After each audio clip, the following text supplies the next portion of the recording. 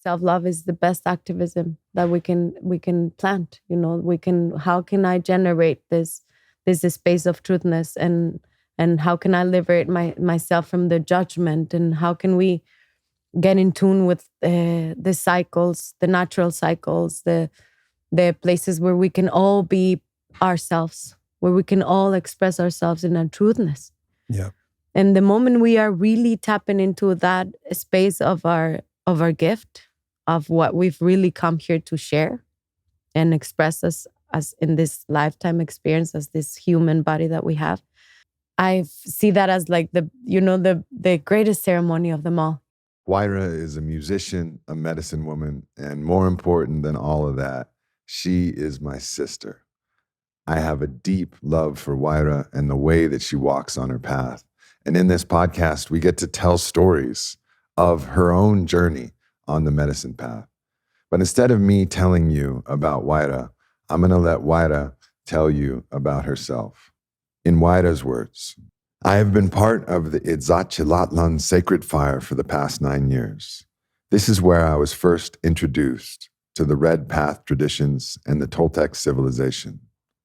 I did my vision quests in Ecuador in the temple of Urcupacha under the guide of my Taita Arturo Chiriboga. After finishing my 4 vision quests, I did my first sundance in the same land. I'm part of the collective Mujeres De Luna, songs, knowledge, and origins, women who have changed my life by the way of relating our beings, guided by the beating of a drum, singing all together in gratitude. I'm a mestiza woman who is finding her roots in the relationship to life.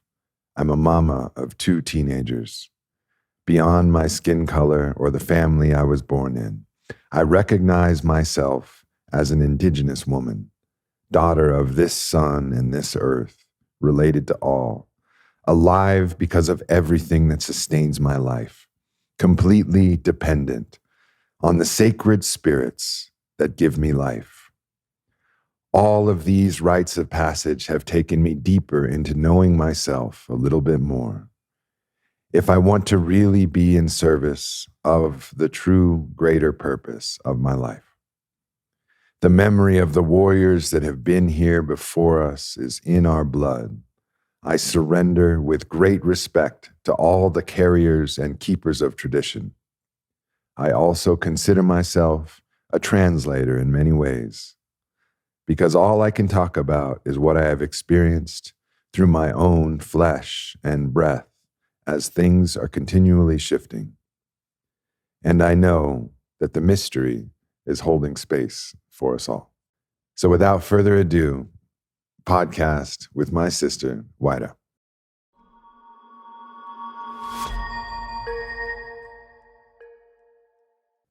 Often I like to lead into these podcasts just to set the frequency with the song, so that the song sets a frequency and the intention of letting these words be medicine for whoever hears them.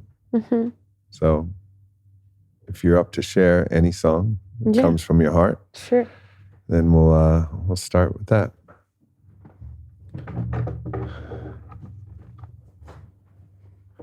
It's a beautiful drum. Yeah. Ready?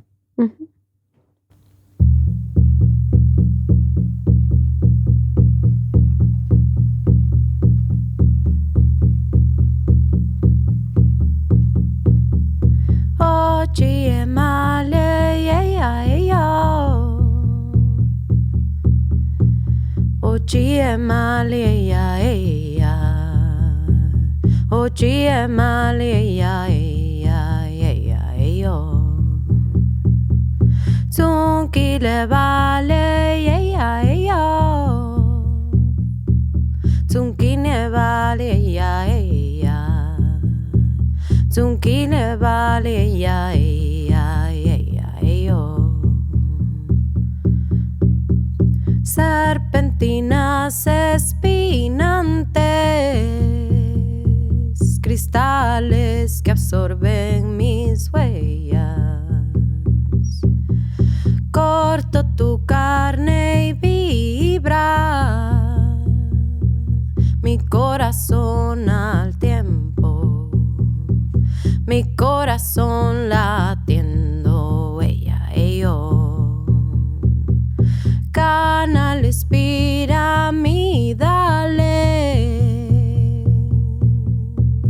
cristales transforman mis huellas, espirales profundas me llevan hacia adentro, me sacan desde afuera, y ella y yo. Abuelito de montaña,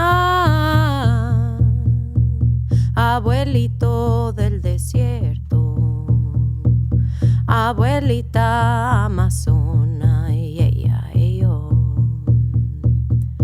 OGMI, OGMI, OGMI, yeah, yeah, yeah. OGMI, yeah, yeah. OGMI, yeah, yeah, yeah, yeah. Zunkile vale, yeah, yeah. Zunkine vale, yeah, yeah. Zunkile vale, yeah, yeah, yeah, yeah.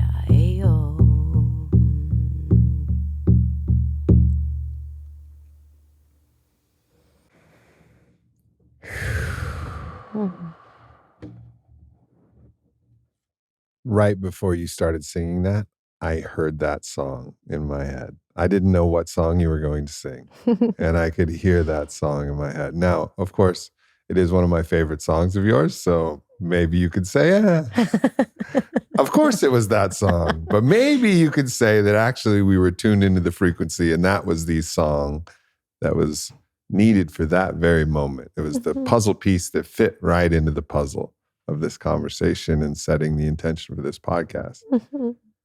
Both. Yeah, both. Yeah. Speaking of that, so I was familiar with your music, really drawn to it from the first time. And it was probably Spotify recommendations, honestly, is how it came in. Either, maybe, I don't know, I got turned on to Rodrigo Gallardo. Gallardo. And I think I had a playlist working with him, and then some of your music came on. I was like, oh, wow, I love this. And then I explored down your whole artist profile. And then a very serendipitous thing happened. We're in Greece, traveling around the Greek islands, my friends, and we pull up to Scorpios in Mykonos.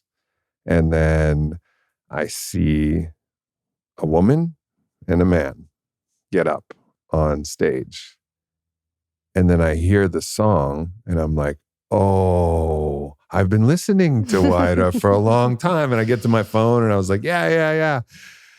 And what I really appreciated about that, Scorpios is a party environment. I mean, bottles of alcohol and whatever other substances are going on there. But what you were offering was not just like what a DJ would offer. You were kind of the shaman of the frequency of the music that was playing there. And even though everybody was partying, you were just laying in this tone of like, yeah, have fun, but here's the medicine. And the medicine allows all the joy, all the laughter, all the love, all the sexiness, all of it is all contained in it. But I'm going to put out this frequency that everybody can enjoy. It's like when the ocean puts out that calm water with little bitty waves that everybody can play in, not like the crashing ones that are going to, destroy people and put them on kook slams. But just this frequency. And at that moment, I was like, man, we gotta, I gotta find a way to get to know Huaira and get to experience what she has to offer. And as that's happened, of course, I've uncovered more and more layers of why I was attracted to your songs and your music and the energy that you're putting out. So it's been a beautiful journey to get us to right here. Yeah, I feel very grateful. And as you said, in serendipity and what we were talking also yesterday, in the magical ways that things unravel, whether we want to say that it was a magical event, or that we were all actually the protagonists and the makers, you know, just as when we say we're the dreamers and we're also the ones that are living this dream, no? Definitely, like, I can tap into what you're saying. We perform in many different places, and obviously a lot of those venues are party scene. It's a place where a lot of things are happening all at once. And I've definitely felt the power of what we're bringing, because of also where it came, you know? Like when I'm singing these songs, most of them have come during medicine ceremonies. Like this one specifically that I just sang, Ochiyama, that you like so much. I also love it a lot. And it also came while I was drinking medicine. And I feel that it's a way of bringing that possibility and that vibration and that frequency through a very common language, which is sound and dance and celebration. So it is an opportunity to share that because a lot of people don't get the possibility maybe to sit in a ceremony, but in a way, I feel that especially when the container is very clear, I've seen the ship far in the sky, you know, like as we did a few days ago, you know, and everybody's very in tune to what we're doing together. So yeah, thank you for your words. I really appreciate it. Yeah, for sure. For sure. I think the ability to take something that you were able to allow this music to move through your own body and your own unique mind through the medicine work that you did. Which medicine were you working with when this song came to you? Well, this was a night in Amalia's house, and my sister Amalia. And we drank ayahuasca during the night. We drank ayahuasca during the night. And we had a lot of San Pedro that we needed to peel for another ceremony. So they all went to bed, and Karenina and I stayed awake. And Karenina was like, should we start peeling the medicine? So we drink more ayahuasca and we start peeling the San Pedro. Drinking ayahuasca and peeling San Pedro, peeling Huachuma, that is a powerful process. And this song came in that moment. I was like seeing all this like crystals in my hands. That's just this pause. That's the coolest origin story for a song. Yeah, so we drank some more ayahuasca and went to work peeling the Huachuma. And then this song came to me. Just thank you. I mean, it's... yeah, it can sound extraordinary in that sense, you know, but also when your life is guided in this way where the medicines are available in our daily basis. Because for a long period of my life, it was very close to me. Now I've been away from Ecuador for a while, and it's not something as it was before, that it was very, as I just mentioned, you know, it was, so that was a very intimate ceremony for us. And then we had to continue the work. Yeah. So it was that. It's actually a song that is inspired in Ícaro by Maestra Olivia from Peru, Shipibo con Ibo. And that melody kind of like stayed with me with like, and it's different, but in that moment I was so present with the ayahuasca, and yet 1,000 people just went into an ayahuasca vision just from hearing you do that for 5 seconds. They're like, oh God, here we go again. Yes, well, that is the power of the music, you know? Yes, it is. Because it's something that is imprinted in our waters. And that vibration that has moved us in certain ways can take us back to any memory, you know? And that's why it's so medicinal too, because we get to experience that vibration in ourselves. And so yeah, I feel very honored that I've had very beautiful possibilities to sit with the medicine in family where I felt so comfortable and open that I was a very clear channel to receive too. Yeah. One of the things that I've really been feeling this, and I even wrote a long time ago a blog back when I was writing blog posts and I didn't have a podcast yet. And it was called Party with Your Third Eye Open. Right. And it was basically the idea that we have this distinction of like, oh, I'm going to go party, which means I'm going to close everything down. I'm going to inebriate myself in a way where I see less and less of the world. My inhibitions are gone. Everything is there. It's just like the immediate thing in front of me. So it's a closing of your consciousness. And that's one way to do it. And there's certain applications for it. And, you know, alcohol is certainly helpful in that regard in some ways, but it doesn't have to be used in that regard. It can actually open if you want. It's a lot about intention. But the idea that people who are actually, oh, you're at Scorpios, you're partying, can't have a medicine ceremony in the party. This is what Burning Man collapses as well, right? It's like this idea of what is medicine, what is party, what is celebration. And ultimately, it's an invitation to celebrating life.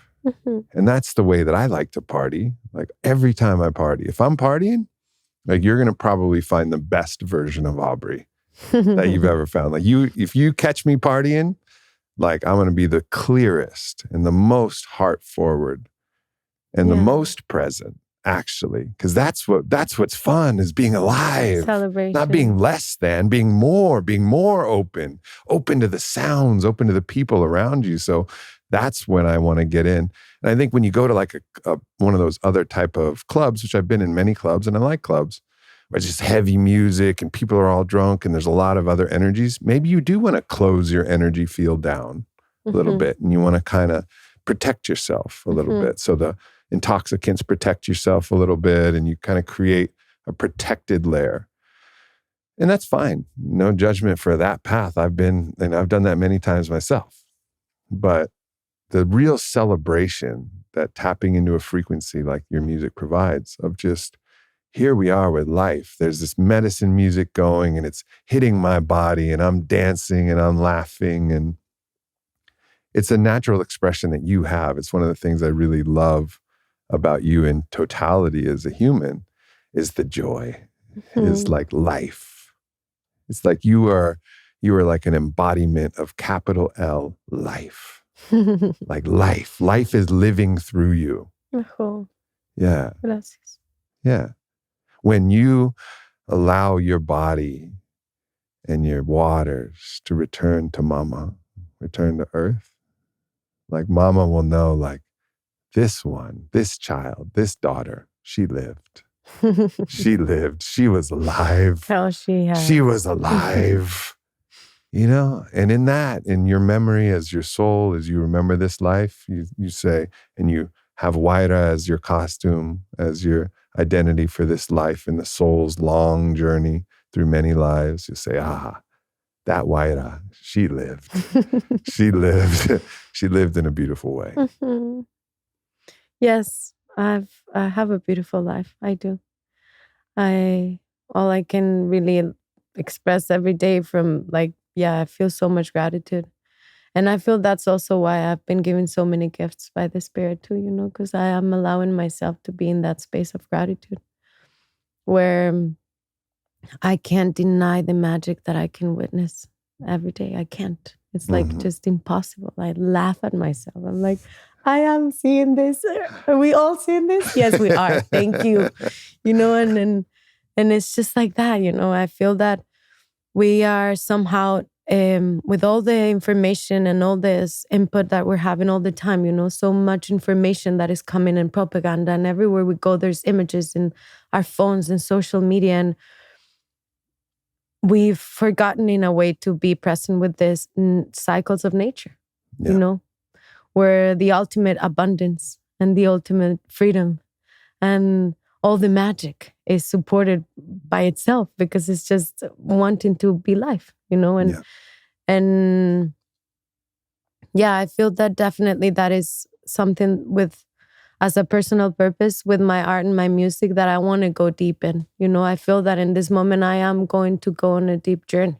I'm asking for it. Yeah. I want to have like a retreat moment for myself to receive too, because, and not that I'm not, when I'm giving, but it's because there's that continuous aini, as we call it, which is this reciprocity as our breath, we it's inhale a Quechua and word, exhale. Aini. Quechua word for reciprocity. It's a very important word. It's a very important concept. Yes. It's actually one of the original principles, I think, Yes, of the it's cosmos. what it's based on. Yeah. And when I think about it, I feel it's like our breathing. It's like the constant flow of this energetic of receiving and giving. And while I'm giving, I'm receiving it all. Yeah. Balance. And so I feel also I'm reaching this moment right now where I also want to like sit and be the one that is told kind of like what to do. And now you're gonna, and let's do this and let's try this and really sit in the student chair for a little bit also, and having every master I know, still is a student. Yes, that's what distinguishes, I actually think, one of these stale masters from like one of the really alive mystics. A master can study, experience, know something, but the moment they think they know everything, they've gotten almost like calcified, fossilized, and the life is not moving through them anymore. And so the student is the regeneration. It's the spring water that comes in and softens all of the hard parts and then evolves, allows new things to grow. Maybe there's a whole new horn that grows out of your concept that wow, how did that even happen? Well, because life got in there. Yeah, questions. And it made a unicorn horn in your idea, and now you have to deal with this concept. So that's obviously, that is the path. Yes. It's learning, finding your own mastery, but allowing it to, again, life to flow through you, and death as a part of life. Yes, it has to happen, and so that we can shed our skin and we can shift in however we want to now experience ourselves, because it's the more we get to, I'm very reflective with myself. Like I'm the whole time questioning a lot of things, and not with judgment. That's why I get to also shake it and be like, okay, well, that just happened. It's okay. Mm-hmm. But I love this space where I get to really question and observe myself from different places. And like, I even do exercises where I literally see myself from this side, and then I see myself from behind, and I see, and while I'm doing a certain action. And I'm like, okay, kind of like detach from this right now. Like feel it from somewhere else, as if you are observing yourself. And I'm feeling, Well, you do that as a tool. So it's important to consciously do that as a tool to be able to be the witness of yourself and say, oh, look, the Aubrey is worried about this. The Aubrey is going through this process. The Aubrey is doing this. So it's a very important practice. However, the magic comes when you collapse that observer, because oftentimes we have a very toxic version of that observer that's looking and saying, you're not pretty enough, you're not good enough, you're not doing enough, judgment. This is wrong. It's a judgment voice. So we have that witness perspective, or even superego, as Freud would call it, like the witness perspective over the ego of ourself, like looking and judging and poking and picking. But really, when the real magic, when you're singing, of course, and when you're in presence, all of that collapses, and you are just expressing everything. All of the observer comes right into the present moment, and in the present moment, that transmission becomes magic. Yes, and it's so healing for me.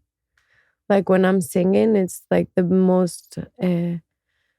It's when I feel the most present, I can say, because I cannot put anything in between, because I see it is not even like the voice that is coming through me. Yes, it's a voice that is manifesting through this vessel, but somehow it's not even mine, like it's just coming through me, and that's why it just goes with the breath. It's gone. I just, and it's I find it very nurturing to be like in that state of the witnessing. But what we were reflecting on also yesterday, when I was saying we are the ones that are seeing it all the time. We are the ultimate witness, because through us, all the manifestation of whatever we are creating within our own world it's happening in front of us. We cannot deny it. There's no way that I can close my eyes and not see. It's beyond our understanding, and so I this is why I love encouraging people to sing. And that's why I love sharing those workshops too, because I feel that we are so afraid of expressing ourselves beyond singing, because it's not about if I'm singing in tune or not. It's expression. Yeah. And we are afraid to express. Yet we're talking all the time. Yeah. But then when we really have to express something that comes from our heart, there is this like kind of like, oh, I'd rather The judge. close it, and maybe what I'm going to say is not that interesting, or if I'm going to say this and then maybe I said this and it wasn't that bueno, or all these things, you know, and I feel that a lot of our blockages are very like imprinted, yeah, of course, in our body, and that's why we don't get to open up and you know, like let just yourself feel, sing. Let your yes. whole expression, let the emanation of your entire energy sing a song. You know, one of my friends and teachers is a channel named Paul Selig, and he channels from the guides, and the guides say, "We will sing your song for you until you remember the words." You know, so it's just, and what are they saying? They're saying it's the vibration of life, and just allowing that to sing. And what blocks that, you know, what's the block to that is that judgmental piece. And that's one of the things that I appreciate about you as a medicine woman as well. Even though we haven't sat in ceremony, you poured water for us yesterday at a very beautiful lodge that's a part of your tradition. And I want to talk about that as well, how you receive the Chanupa and the whole process of, you know, pouring sweat.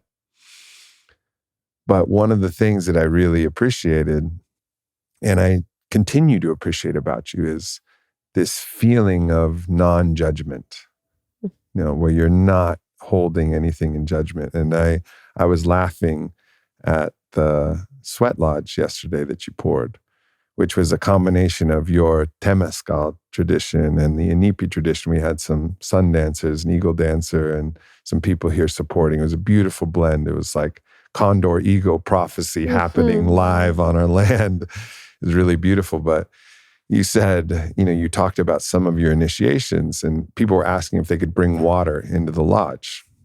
And you said, you know, no water in the lodge, but if you need to go out, you can drink water. And you just gently reminded people, you said, in my tradition, we go to the mountain for 4 days without any water. And then after the fourth day, we are served medicine, which is still no water. But if you want medicine, you can drink the medicine, which is wachuma, I think, at that point. And that's for another 3 days. But if you need water in this next hour and a half, you go for it. But it was just such a cool way to say, like, I won't judge you at all. And you say it with such love. I won't judge you at all if you need water in this next 3 hours. Just let it be known that for 7 days, I go up on the mountain and I don't drink any water. And everybody's like, man, all right. Well, I guess if she can do it for 7 days, I can probably do it for a few hours. Yes. I couldn't, by the way. I had to get out after door 2 and drink some water because I was so thirsty. And I definitely want to talk about that more. But so I really just want to first open up the concept of non-judgment, and then I want to talk about more about the process of the lodge. But let's just talk about this attitude, this feeling of not being in judgment. Judgment as a poison, in a way. Discretion important. I should do this, maybe not this. This is helpful, this is not helpful. Discretion, always discretion. Discretion, the sword of discretion needs to be gleaming and sharp. Sword of discretion, but not judgment. We don't need judgment. Yeah. Well, while you're talking about this, it reminded me of the words of Carmen Vicente, another beautiful medicine woman from Ecuador. And I heard her once saying that she's always inspired because she's inspired by what she doesn't want to repeat. And she's also inspired by what she does want to repeat. And she said, with those eyes, everywhere you look and everyone you see is inspiration. And I mean, yes, it's like, I feel judgment comes, I mean, obviously it comes from this place of thinking that things could be done in the way we want first to begin, you know, because why would I even question what this other person is doing or what is already happening? But I have this perspective from my own personal experience and my own eyes that are witnessing this situation, that this could be done differently. And we get entangled in that place where we're actually just having a reflection of ourselves, because if there's something that is triggering you and you're able to judge it, it's because something in that is resonating very deeply in you that you can even see it. Yeah. Because the eyes of the ones that it is completely in love with existence is not coming with that, that eye that is questioning the possibility of another, the expression of another being. Because I celebrate when people get to talk, get to sing, get to do something. I'm like, yes, that is beautiful, and exactly. And how beautiful that you get to be inspired also by maybe my many words. I love talking. I am a storyteller. I'm a simultaneous translator too, So I'm always very aware of the words that have been said, and I'm very present with what it's been said. And then I feel that a lot of the times people come to me and then they're also very open to express themselves and not feel that inner judge from within, Yeah. And in the times where I am feeling that judgment, I do go inside of myself and I question what is happening here. What is really happening within myself that I get to see and this. And that's the important process, right? Is like take the judgment and then bring it inside as an introspective process. Yes. Like, what is this judgment illuminating about myself? Because one of the big problems is that we have this externalized idea of the judge and what is good and what is bad. Mm-hmm.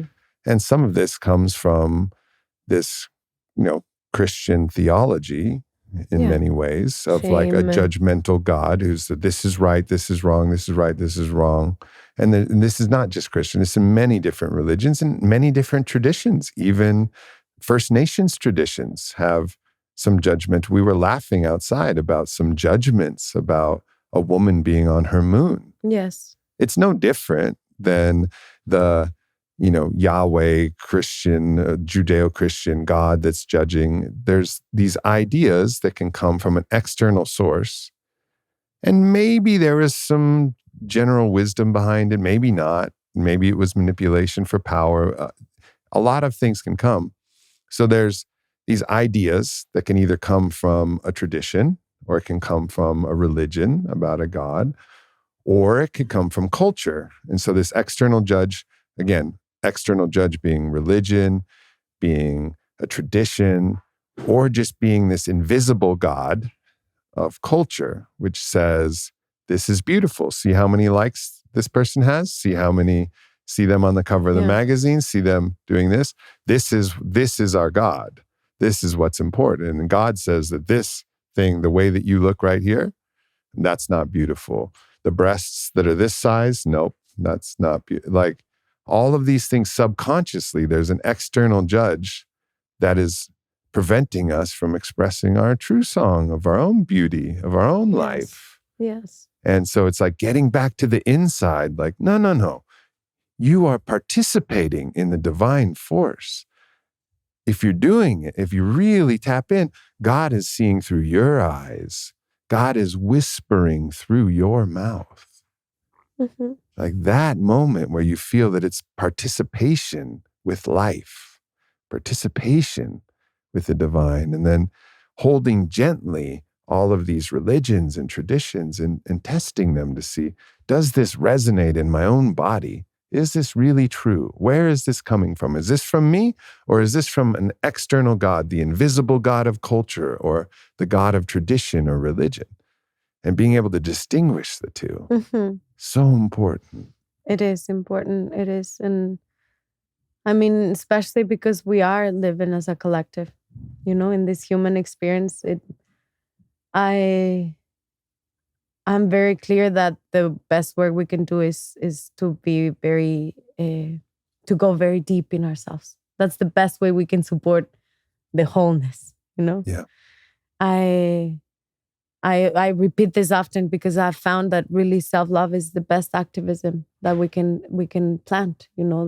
How can I generate this space of truthness and how can I liberate myself from the judgment, and how can we get in tune with the cycles, the natural cycles, the places where we can all be ourselves, where we can all express ourselves in our truthness.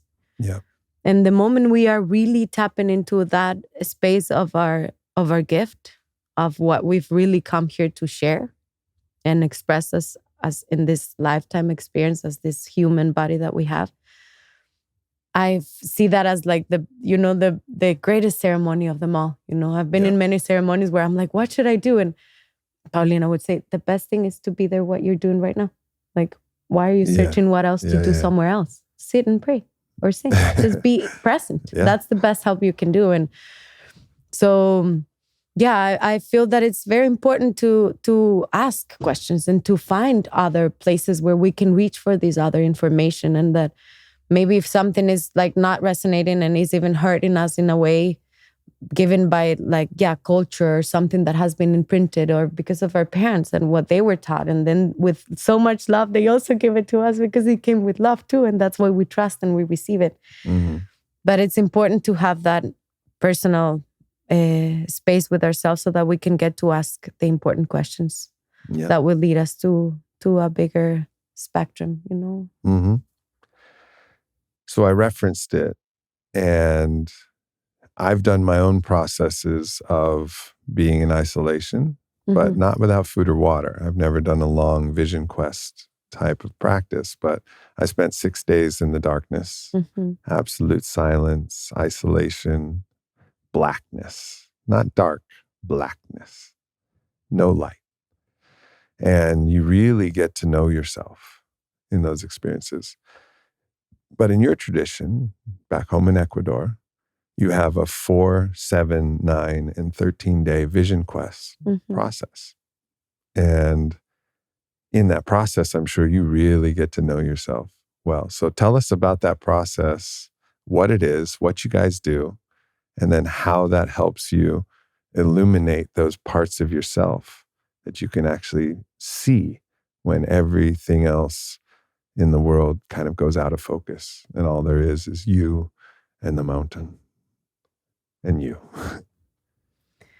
Well, we say that we go to the mountain to rest. And I didn't really understand that the first year I went. And the mountain is, for everybody who knows, the mountain is the place where you do the vision quest. Yes. Well, I did it in Ecuador, the north of Ecuador, in Babura province, in Urcupacha is called the land where we do it. That's where our ceremonial land and where the sundance is happening and the spirit dance too and the vision quest.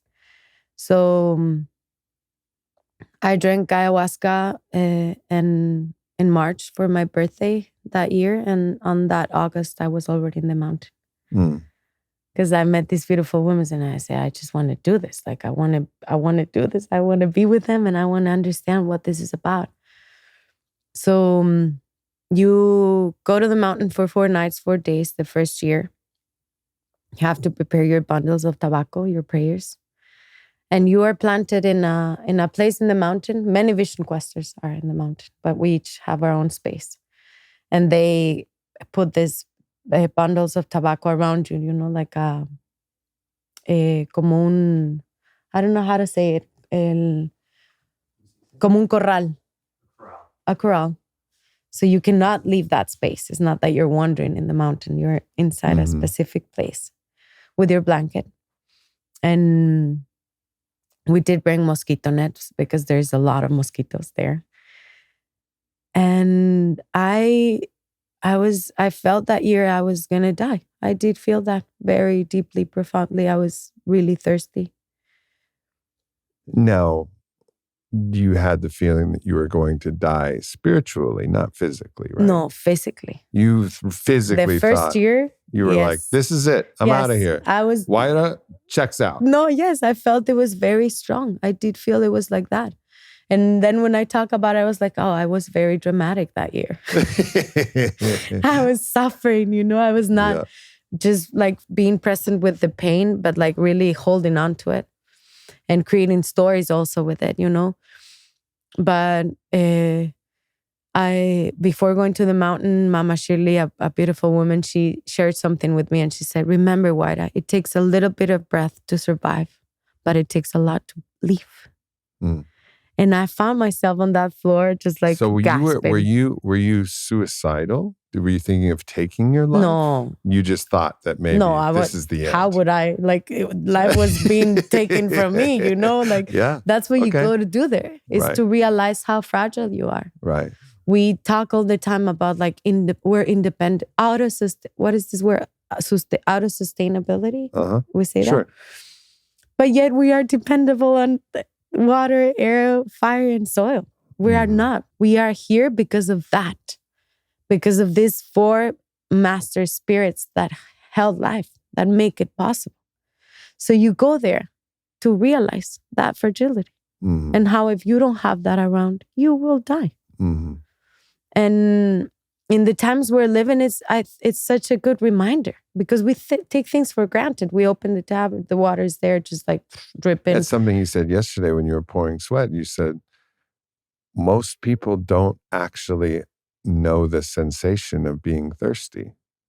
Not in our culture, in the culture of people listening to this podcast right now. Now, across the world, there's many places where thirst is a big deal. And clean water, maybe you can quench your thirst, but that water is not clean. The water carries disease.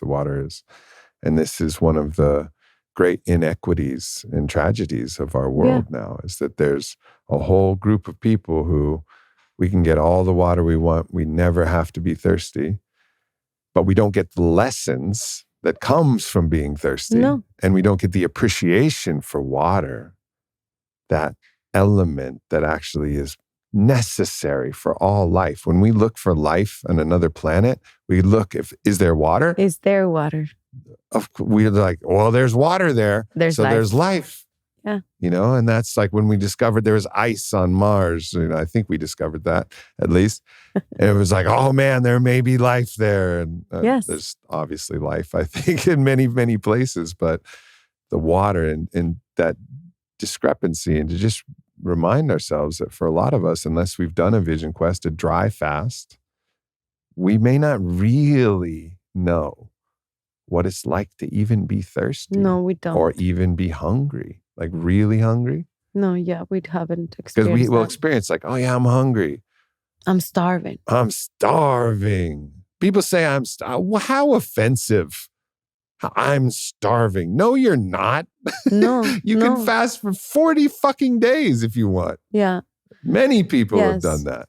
But also because of our culture, we've generated this situation where you have to eat 3 times a day and like all these things. Like I fast on my daily basis a lot. Like I eat once a day, many times, or 2.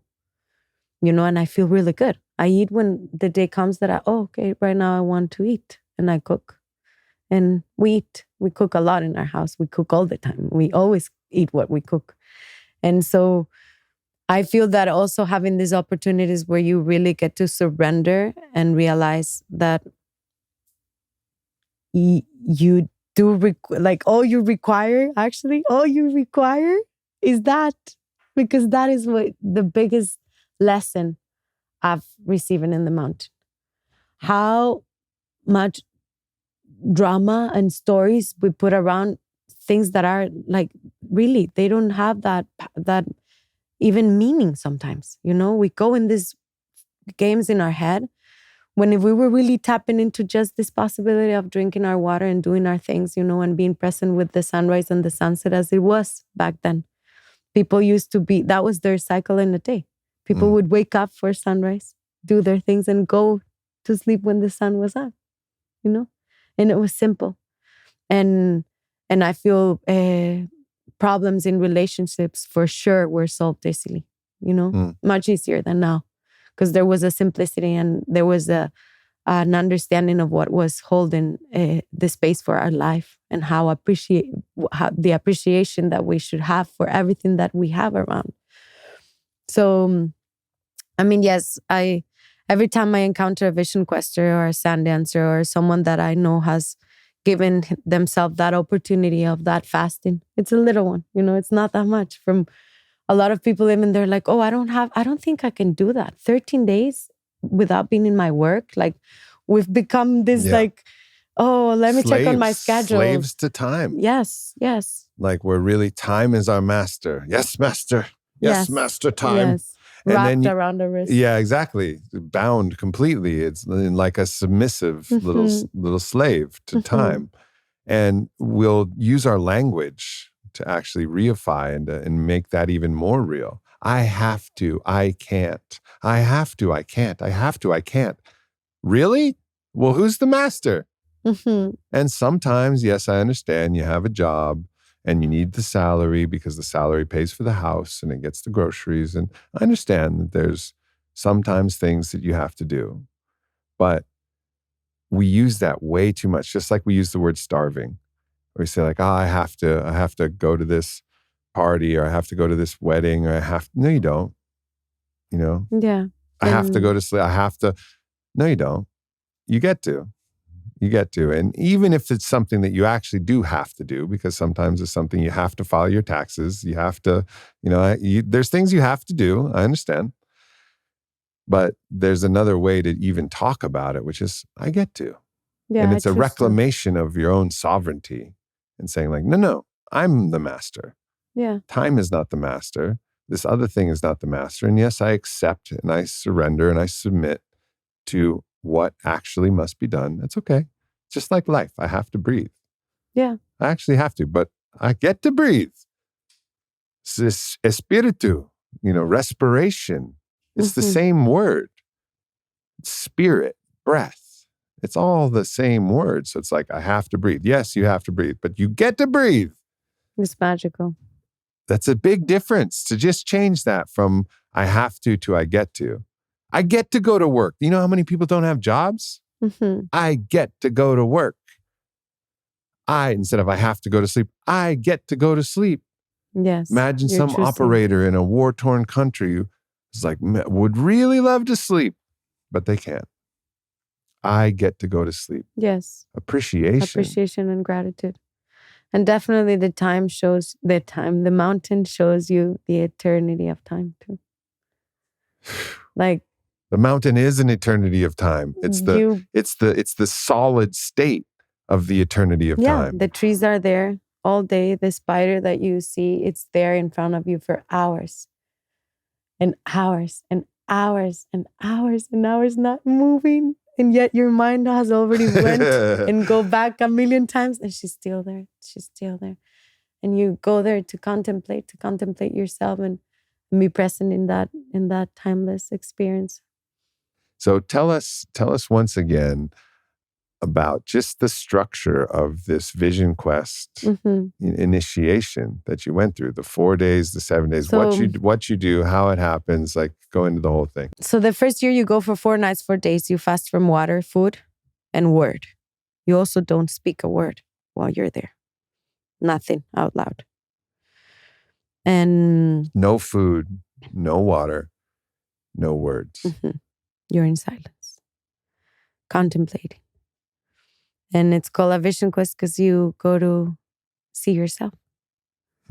Because if you don't know the observer, you cannot see what you're looking at. And so the first year, the door that opens is the east direction. And it's the humbleness, humility.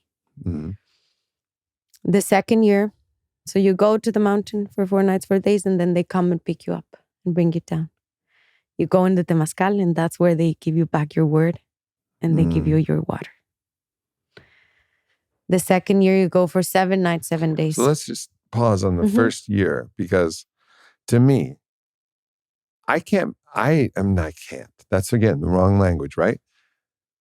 It would make me very uncomfortable to not have water during the night. I wake up, I'm thirsty. I drink. I always have water by my bed. So I've never fasted from water, except for, different periods and different sweats or things where I'll push myself. But that in and of itself is something for me personally. I've done many different powerful journeys, initiation ceremonies, climbed frozen mountains and been in the darkness, and medicine ceremonies, iboga, and all of these different things. But 4 days without, and I've done 4 days without food, but 4 days without water. Oh man, that scares me. It scares me. I'm scared already. Like honestly, I'm scared. And so that's just year one for you. But I want to talk about for you, like, was that easy? Or was that were you as also I said, scared? I thought I was going to die. During the experience or before? Before, I didn't know what I was putting myself into. I was nervous, obviously, but I didn't know what I was putting. I didn't know. You don't. And that's the magic of it, because you do come back. Yeah. And again, you open that same door in order to go to the next one. So the first year, that was that. So when you made that comment that you thought you were going to die, and now you think, I was being dramatic. Yes. But in the first year, because I would think I was going to die. No, sure. you will. Like if that's what you're calling for, you die. You literally do that. It happens that you feel that it's very strong, especially because we're used to this. Like we drink the water and we have it. And so to have that experience, it really takes you to a place also to realize how strong you also are. And how much water you already have inside. Yeah. I was crying till the last day. I had so many tears pouring from my eyes. I was like, wow, I still get to pee every day. And I'm crying, like, wow, this is incredible. And so, yeah, it's you open that door. And what is also beautiful is that once you open that door, what it's been asked and it's also been advised, like as an advice, is to commit to the 4 years. Once you open it, so close it. Do this, because there's a reason why they go together. And I could definitely see how when I did my second year, I could see things from the first year that I didn't see on the first year, because now I got to stay those other 3 days and I could look back at what just happened. Yeah. So let's go back to this first year. You have an experience. At what day, if you can remember, what day did you start to think, I'm going to die? The third. The third day. Yeah. Day 3. Yeah. The third door is always the hardest. Yeah. So day 3, I'm going to die. Yeah. And I remember for me in the darkness, that I was wrestling with, I could just leave. I could just go to the light. Us too. Did you have thoughts like, I'm going to go down the mountain. I'm going to walk down the mountain. We can do that. I'm going to drink this water. I can't do this. Yeah. How much did you have to wrestle with that part of you that wanted to leave the mountain? A part of me, I was so exhausted. I was on the floor that I was like, to think that I have to go down now and grab all my prayers and everything. How would I even do it? I was just like, I'm just going to stay here till they come. But I also committed myself. I was like, I'm going to do this. There's no way I'm going to come down. Like, why? I'm doing this. I'm committed and I'm going to fulfill my word. Yeah. I'll do it. And it's also beautiful because like there's a lot of vision questers in the mountain that are doing this. We're all doing it together. And there's the family that is in the camp that are holding with so much energy and love this, like there's a fire that is on for 15 days, day and night. Always, the first one that eats and drinks is the fire every day at every meal. There's ceremonies happening. There is temazcales happening. There is, they sing at sunrise and they sing at sunset. And Could you if hear the them wind from the mountain? is facing your way, you would hear it. Yeah. You would hear the drums and the singing, and it's like, good morning, vision questers. Another day comes. And they're all there eating for you and drinking for you. That is, so it shows you that the community work, like if there's people in the mountain, there is hope because there's a family working together. Yeah. There's a family that is getting together to do a work. Amen. Every day, seeing each other's faces and committing to a prayer, a same purpose. And this is why we say that we go to rest, because we go and we lay down under a tree, and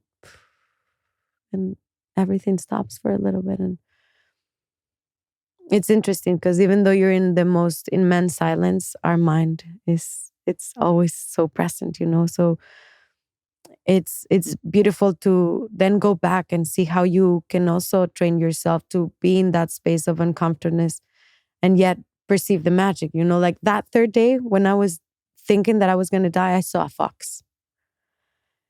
And I was like, wow. And I was naked, super hot, Ecuador, August, you know, in the mountain, Wow. hot, hot, hot. I was naked on my knees and there was a fox and I had my tobacco, because you bring out tobacco that is guarding your word. Once you come down, you light it, and that's when you speak.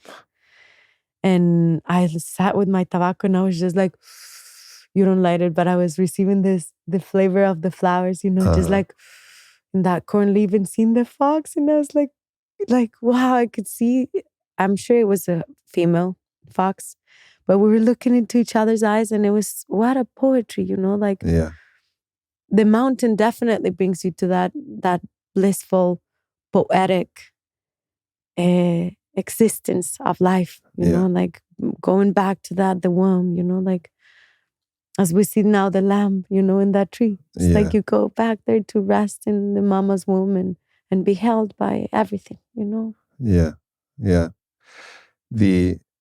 When you take something away, then you realize how precious it is. And it's unfortunate that we sometimes need that. But like taking away water and people or light, and then you start to really appreciate that thing which you've taken for granted. And that comes. So, all right, so you do this. This is the first year. Challenging. You go back to the sweat lodge, the Temazcal. You light the tobacco. You get your word back. You talk to people. You eat. You celebrate. Like amazing achievement and accomplishment. And for any vision questers listening, just from me personally, like mad respect to you. Like mad respect. So much respect. Because as I said, I'm scared. You know, and you may think, oh, Aubrey, he's done so many things. Well, this is me taking off my garments and just bowing before everybody, including you, especially you, who's done these vision quest practices, because I recognize for me how challenging that would be. But that's just the beginning. That's year 1 of 4 years. So what happens the second year? So the second year is the west direction, and it's willingness when the medicine comes, you know, because you're coming back. There's a will that is bringing you back, even though you just experienced something that was very hardcore. You're saying, I'm coming back. So again, the door of the east opens. You get to be thirsty again for 4 nights, 4 days. And when after the 4 night and in 4 days, they come and visit you in your tree. And where I did it in Ecuador, they bring Huachuma, San Pedro, and 3 pieces of fruit. So like a banana, a piece of watermelon, and a sweet cucumber. That became my favorite fruit for a while. I couldn't even I was just smelling her and I was like, I'm not going to eat it. I'm just going to smell it. and they bring a tobacco too. So they bring all of this with them. And they light the tobacco. They smoke it. They bless it. They give it all to you. And then they share the tobacco with you. So if you want to speak, that is a moment to share something that you want to share. Right. And if not, then you smoke and give it back. When I went for my second year, my daughter Chloe, Amalia, and Patty came to give me my support. Oh, wow. Because that's also interesting. You know, I'm in the mountain and my kids are down in the camp. Sure. And the kids of a lot of vision questers, and it's the family taking care of the kids, and their mama or dada maybe is in the mountain and they're part of, you know. So they give you the medicine and the 3 fruits, and they come and pick you up after 3 more days. So they give you that, and then again, you're alone with your medicine and your fruits for 3 more nights and days. And yeah, you haven't drinking anything or eaten anything. So you drink that medicine and it's like, you know, like a sponge that just everything in your body just receives it. And you have these 2 liters that has to last you for 3 days. You know, it's like, so 2 liters of Huachuma. 2 liters of Huachuma in Wow.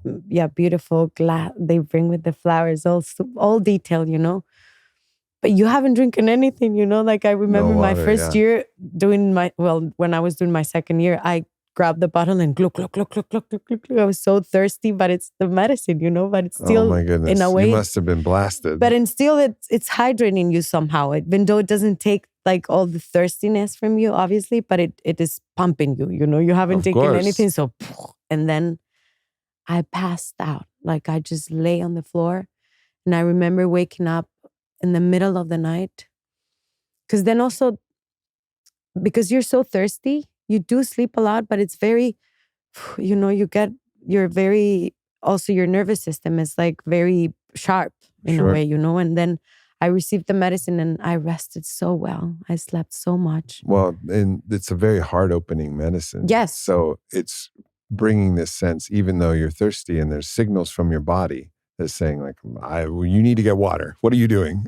Like you need to get water. You need to get water. Like lots of your body is just in revolt. Like, yes. You're crazy. Go get water. I know there's some over there. Don't leave this fucking tree. What are you doing? Well, you do have dreams like that. I bet. You dream a lot. Because your body, your cells of your body, the loyal subjects, these billions and trillions of cells are like, what are you doing? And you're like, and you, as the sovereign king or queen of your own consciousness, has to go, it's okay, body. It's okay. It's okay. We got this. We're actually great. We're great. We're great. We're going to be even better. Just trust me. Yes. And the body's like, I don't fucking trust you completely, but enough. Then that energy of trust, but of course, opening your heart with the Wachuma, I'm sure. Yes, no, wow. And then from there, like the heart's open and all the cells are just bathed in that heart energy. And you're like, all right, we're going to be okay.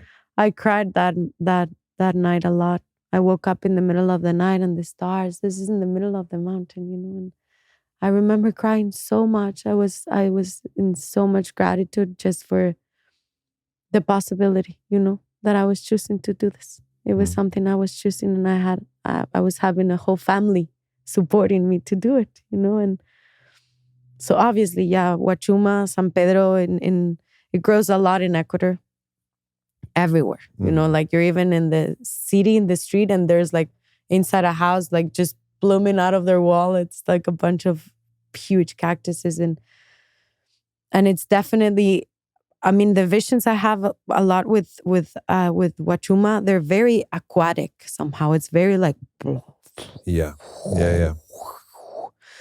So, a very good description of the visions on Wachuma, by the way. Yeah, I remember that exactly from the first time I did it. It's just so watery. And there was this like, when my vision, the first time I did Wachuma with Don Howard, I remember it was like there was this woman, this goddess with like long fingernails, and she was voluptuous and dangerous, and she was just writhing almost like Ursula or something, like tentacles moving around. Very aquatic. Very aquatic. Because, you can see the cactus there's so much water in it. Like if you cut a piece of San Pedro and you put it on the ground horizontally, a bunch will start growing. And you think it's drying, but it's not, because it's just so juicy inside that it's just, there's life there. All these crystals, that are just... So you receive the medicine, and that's what I was saying. It's when this door opens, you get to witness that first door that you just did for 2 times now. And there's a very interesting perspective, when you go back to do it. So the second year that you go, you already know you can do it. I've already been without water for 4 days. Of course I can do it. So attitude is different. Less dramatic. Less dramatic. I mean, definitely that is something I've learned in this path, to be less dramatic.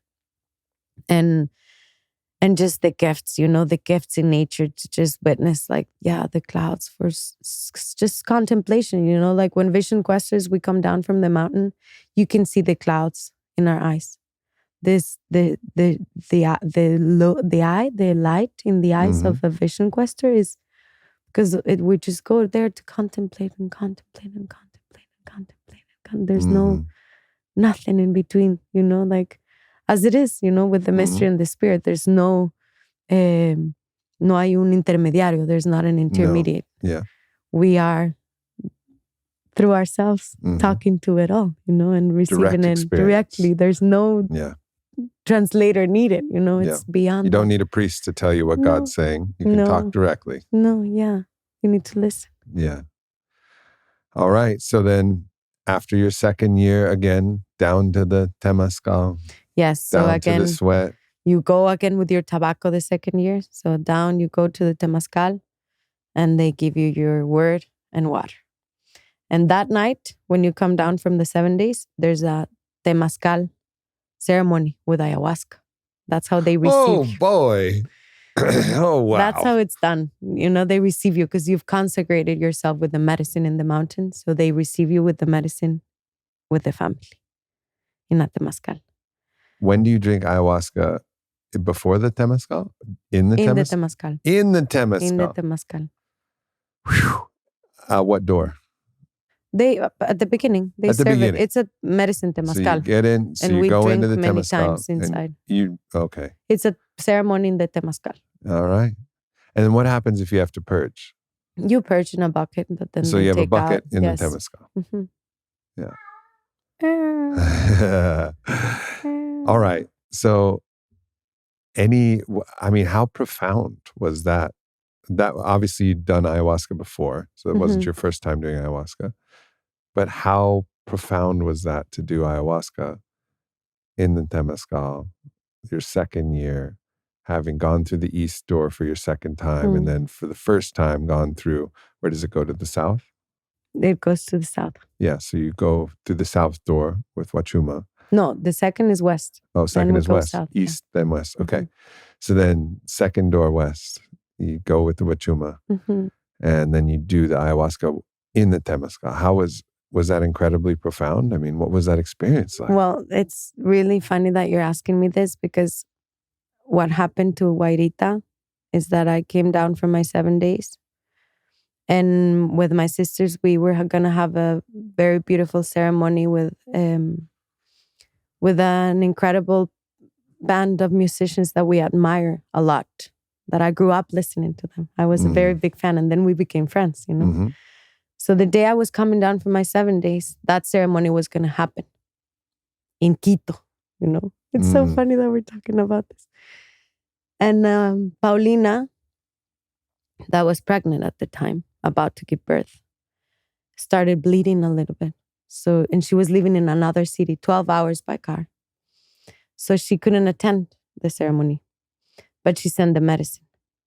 And then my sister Amalia had to stay in the Temazcal because the vision questers were coming down.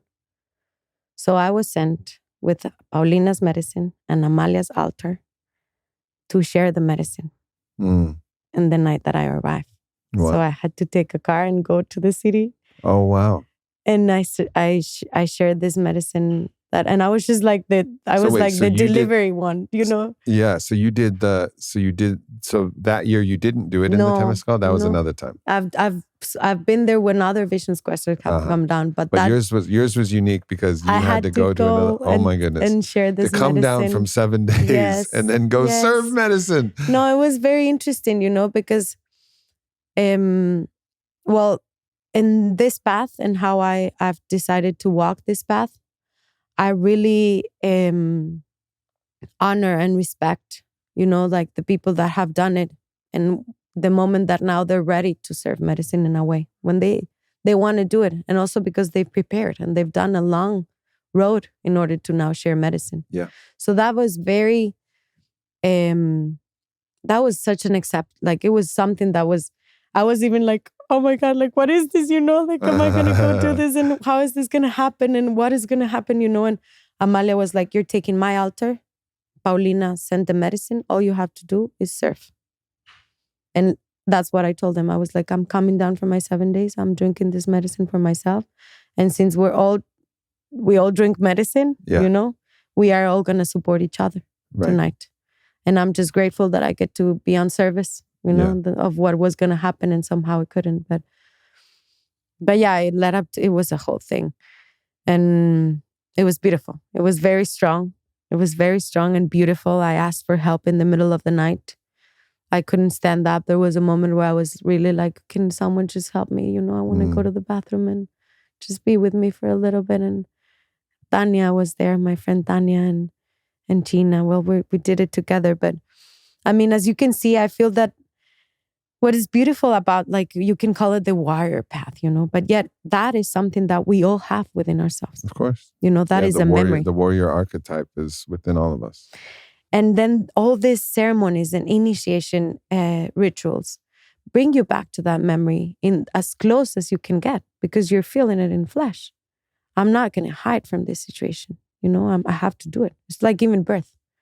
You're giving birth and like the contractions come and it's like, you cannot hide from giving birth. It's going to happen. So you just better embrace it and be present with what it's happening through the path, So that for me was a great teaching. Like, I got to do that. And then I went back to the camp to support for the rest of the days, the rest of the vision questers that are still in the mountain for the 9 and 13 days. Yeah. Wow. All right. So then year 3. Now we're back to the south. Year 3, we're in the south. The south. So again, the 4 days in the east, no food, no water. The 3 days in the west, only wachuma and 3 fruits. Mm-hmm.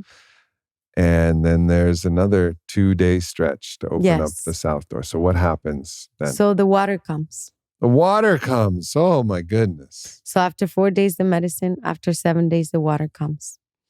And your purpose when you go in the mountain that year is sincerity. When you receive the water. And wow. So the first year is humility. The second year, willingness. Third year, sincerity. Yeah. And so again, the first door is open again for the 3rd time. You've already done it 2 times. So now you go for the 3rd time to be 4 days, 4 nights without water. The medicine comes. You've already experienced that once, So like you get to, okay, I've been here before. We get to do this again. And then after those 7 nights, 7 days, they come and visit you again.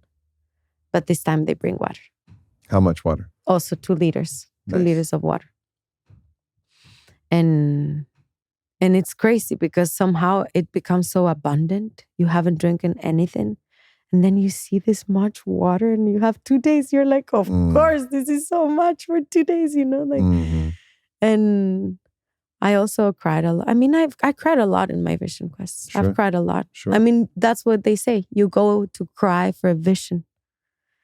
There's so many songs where that's been repeated. You're crying for a vision. You're crying. You're really like, Om Shimalayo, like, have mercy on us. You go to pray for life, for existence and gratitude, and yet also you allow this space for sadness too, like, you're definitely not going to get bored. Like, that is something that won't happen, like, it's so many things happening all at once and all the emotions and yet gratitude is the one that will always be there.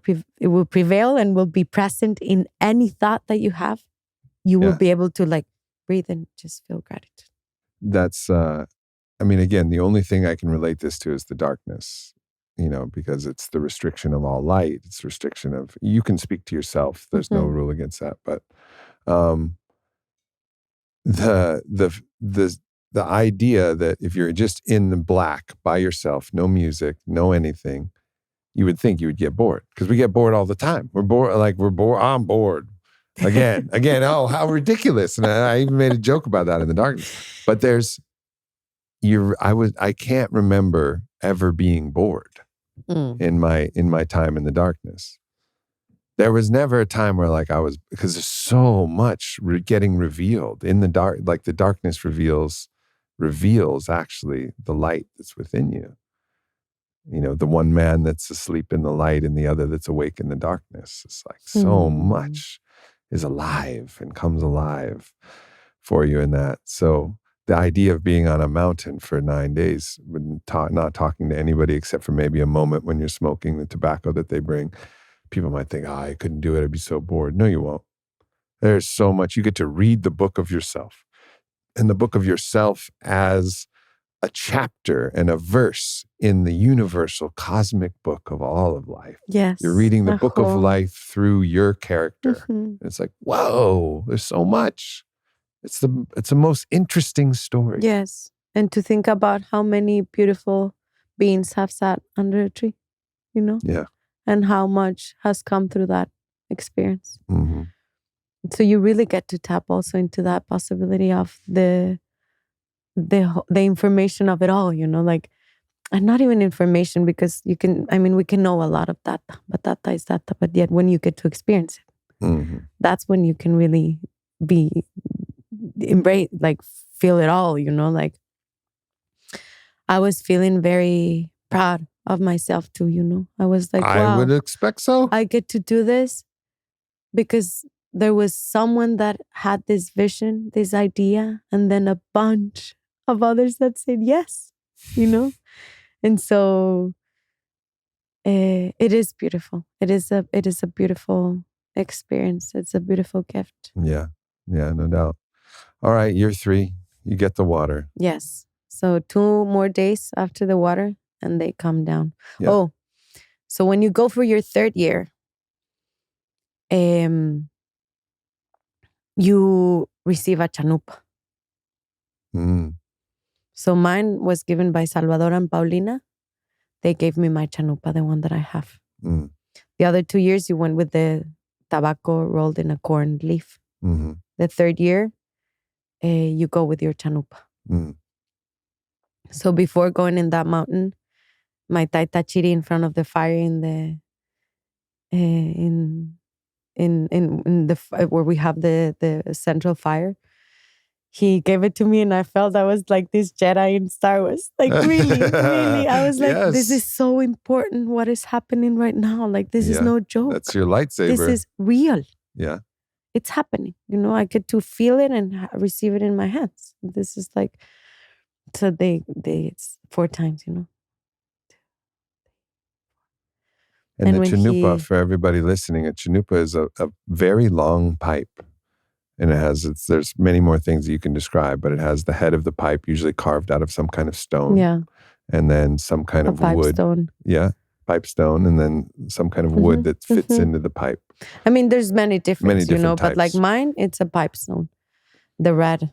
Mm-hmm. And it's very beautiful, super simple and beautiful. And it was so beautiful that it was this gift, And so he gave it to me and he said, okay, Huairita, this is your life. This represents your life. And Huairita is just the affectionate way of saying Huaira. Yes, the diminutive. Yeah. And he said, so everything you pray with this, Chanupa, will certainly come back to you in the 7 directions of the universe. So may this be an instrument of love and peace and prayer. May this be very clear in you. What you're receiving is a responsibility, which is also interesting because you receive it, and then that's what you take with you to the mountain. That's what is going to hold your word during those 9 days. Mm. And when you come down, you can give it back, even if you feel that you don't really want to commit now yet, or maybe you don't at all. Yeah. To this instrument in your life. Spend 9 days with the lightsaber. Let me know if you're a Jedi when you come back. And also, you can also maybe after, but like that's a moment. I had a friend that came down and said, no, you know what? Right now, I'm not ready for this. Yeah. So, that's the 3rd door. And when you come down, are there animals associated with the directions? I mean, but it depends where you are. But for you, for this one, so the or 3rd, elements, or do they associate elements? anything? Yeah. So the first is the earth, la tierra. East is earth. Earth. West is fire. West is fire. South is the water. Water. And north is the wind. North is the wind. So then, for your 4th year, you're going into the north door. Yes. And the wind. So what happens after day 9? So after then again, all the doors open. Everything, yep.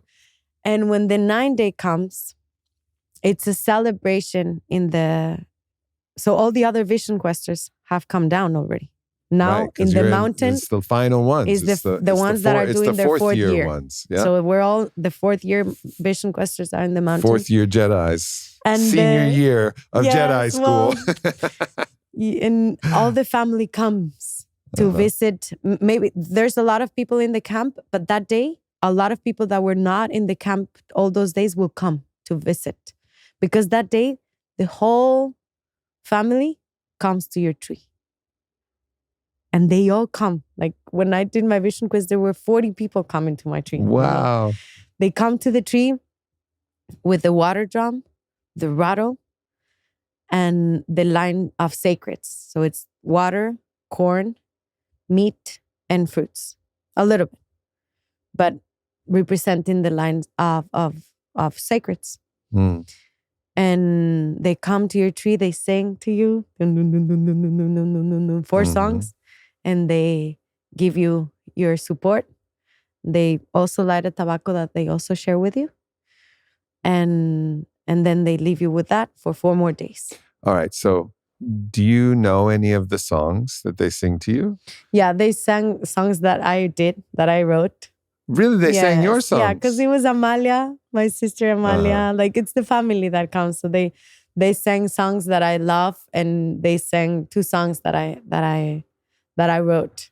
They sang those songs to me in that visit. All right.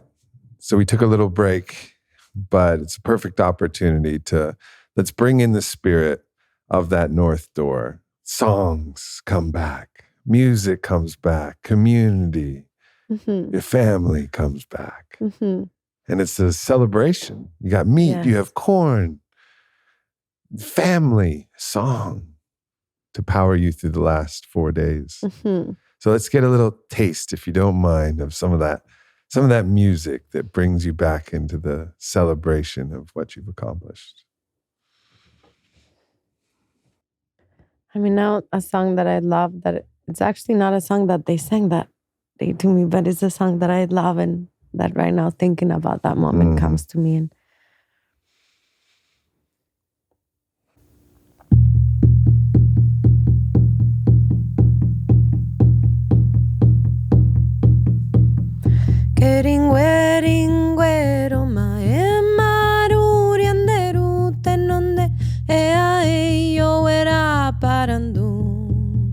yo era mamburu, yo era mamburu, o pararu churuma emaru rienderu tenonde e yo era parandu, yo era mamburu, yo era mamburu. Es un gozo pleno el enamorarse de la vida, ja, ja, ja, tal y como es. El amor abre el corazón, el dolor abre el corazón. Siempre agradeciendo este privilegio de feliz y contemplar el sol. Y en tus ojos poder ver a Dios, y en tus ojos poder ver a Dios. Un amor inmenso en este momento y vibrar, ja, ja, ja, con toda la creación. Alegría en nuestro corazón, alegría en esta comunión. Keringuero maemaru rienderu tenonde ea yo era parandu, yo era mamburu, yo era mamburu, o pararu churu maemaru rienderu tenonde ea yo era parandu. Yo era mamburu, yo era mamburu. Life, a celebration. Yes. It's beautiful. Beautiful. Yes. All right. And then you say your goodbyes, lots of hugs, I'm sure. No, you don't touch You don't touch anybody. You can't hug them. Because you're in your tree. You're in your tree. But they're all around you. You're covered by the corral with your prayers. Because every year you do your 365. The prayer bundles. Yes. Yeah. The prayer bundles are there. And so they come, they give you everything, and they say, okay, we'll be here in 4 more days. Okay. And they leave. They go to the next one. And then you can hear when they're singing to the other vision questers. And then, they come down and 4 more days pass. Yeah. Till they come and pick you up. Yeah. So they come and pick you up. So that 4th year, you go again with your chanupa. So I forgot to mention something. When you come down from your 9 days, you don't share that chanupa yet. It's just yours. You smoke with her. You are creating this relationship, building this space, understanding a little bit, because I believe that it's something that will take us a whole life, just like everything, we get to learn. But then when you come down from your 13 days, that chanupa, it's ready to be shared. Wow. So they go and pick you up, and it was super interesting because 12 nights, 12 days in the mountain. And then the 13th night comes, they're going to come and pick you up the next day. And I was on the floor with my blanket there, and I started feeling rain, I was like, oh, how delicious, I've never experienced rain in the mountain. Where we do it in that time, it doesn't rain. But it was actually interesting because in the afternoon, it was already very foggy, and I could hear the frogs, they were all like, rap, rap, rap, rap, rap, rap, everywhere. And I was like, well, maybe and then it started raining. And then it poured for hours and hours. Like the last night, I was near the tree sitting like this with my toes that were freezing, I was it's cold because you have nothing to shelter you from the water. Yes, and a high mountain, middle of the night, 4 a.m., it's cold. And it was so much water that when we got to be down in the camp, they told us that all the tents were flooded, that it took them longer to go and pick us up because they really wanted everything to be nice for us when we came down, but they had to be cleaning and organizing. Sure. So it poured on us on the last day, which is so beautiful, because we're praying for that. We're praying for the water. We're praying for the rain. And it came in the last night. And you want to come down all beautiful. So I had this beautiful dress that I hang on the tree, and it was completely wet, but I was like, I'm going to put it on either way, I'm coming down. And then they come and they open the door, and Chiri, it was so beautiful, when he came to give me that support on the 9th day, I could see in his face, the agni that we were talking about. He was feeling as good on giving me that support as I was feeling on receiving it. I could see it through his eyes, the joy that he was having on coming to witness what he just witnessed for those 13 days and say, here it is. So when you come down, the whole family is there to celebrate. They put you a crown of flowers. And since now you've opened that door, if you want, the next door that opens is the sundance. So when you come to the camp, they receive you, and the first thing you do is that you enter into the circle of the tree of life with your chanupa. And you go to the tree. And everybody's singing, and singing with guitars. And it's a big celebration because we did it, Of course. And we go in the temazcal again, and we all bring our chanupas inside at a moment, and we smoke from them. And that's when you tell your story. Every time that you come down from the mountain in the temazcal is where you get to speak. To speak what happened. You come and you tell the good news, So it's so poetic. It's so beautiful. All these designs and ways of doing it, the way we move in the circle, how it's done. And then that night, to close the vision quest, we also have a ceremony. And that's how the vision quest is closed. Was San Pedro. San Pedro. Yeah. If you haven't gotten enough from the West Door, you get some more in that moment. So about the Chanupa, yesterday when you were pouring lodge for us here on this beautiful land that we have here in Lockhart, and this Gardeners of Eden, nonprofit, regenerative farm that, I haven't talked too much about it, but I'll start talking more about it now that it's really coming to life, and this land is coming to life, and the blessings and the medicine, including what we did yesterday, is all coming to life. But you said something about the Chanupa. You said very much like a samurai would talk about their sword. So in the Bushido, the samurai code, they say the sword is your soul. Like your sword is it's your life, it's your soul, it's who you are.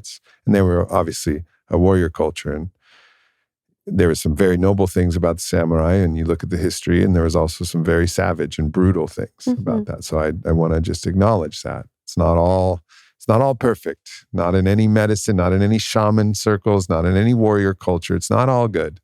There's some real beauty in that. But the way you were describing your relationship with your Chanupa was like, this is an extension of you.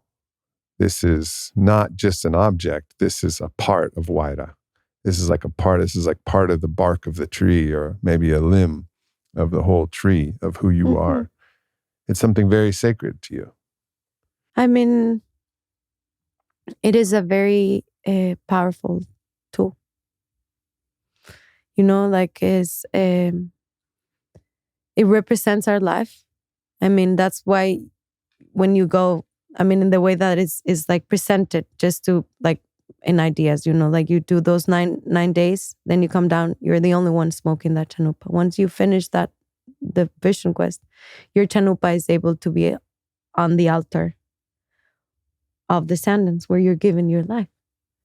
No, the altar of the sundance. So there's another sundance that happens after that? Yeah, it happens, but not right away. Okay. How we do it is that then the next year, if you want, you can come to the sundance. Okay. And there's a moment in the sundance where, our Chanupas are in the altar, all of our Chanupas of the sundancers. And there's a moment where the people that are supporting, everyone goes and grabs one Chanupa.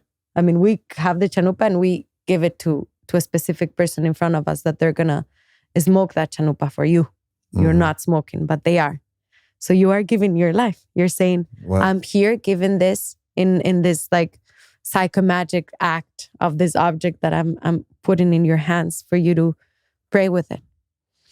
And what is so beautiful to think about is that this comes from a line, this comes from a tradition, this comes from a vision.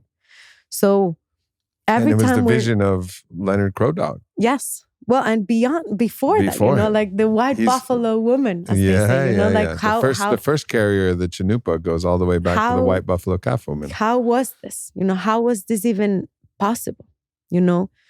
As we were talking before, there were times where we would look at the stars, and not only that, but we would wrap a drum, and we would make a rattle, and we will sing.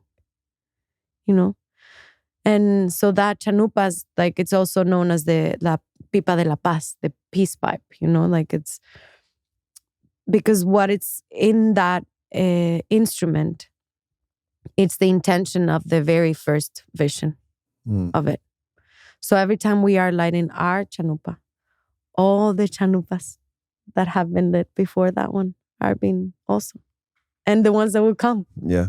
In that perfect line when you can see the man that is praying, the fire keeper that is praying for the water in the middle of the ceremony. You can see through him everyone that has sat on that fire before him. And we are praying for the ones that will sit after him. You said the word peace pipe, and it brought me back to a place yesterday where I got emotional when you brought the Chanupa out in the lodge, because I thought of that. I thought how Westerners have called it a peace pipe, smoke the peace pipe. And I could feel the betrayal, like just the feeling of betrayal for people who really prayed with this thing, this pipe that was their life, there was their soul. And they extend that to someone and say, here's a piece of my life. Partake in my life. I trust you. I trust you. I trust you. And then the betrayals that followed, or maybe sometimes there wasn't betrayal. Maybe sometimes there was people who honored that was given. I don't want to categorize everybody. And I think that's also a problem. You can't just categorize everybody. Oh, all colonizers, all bad, all...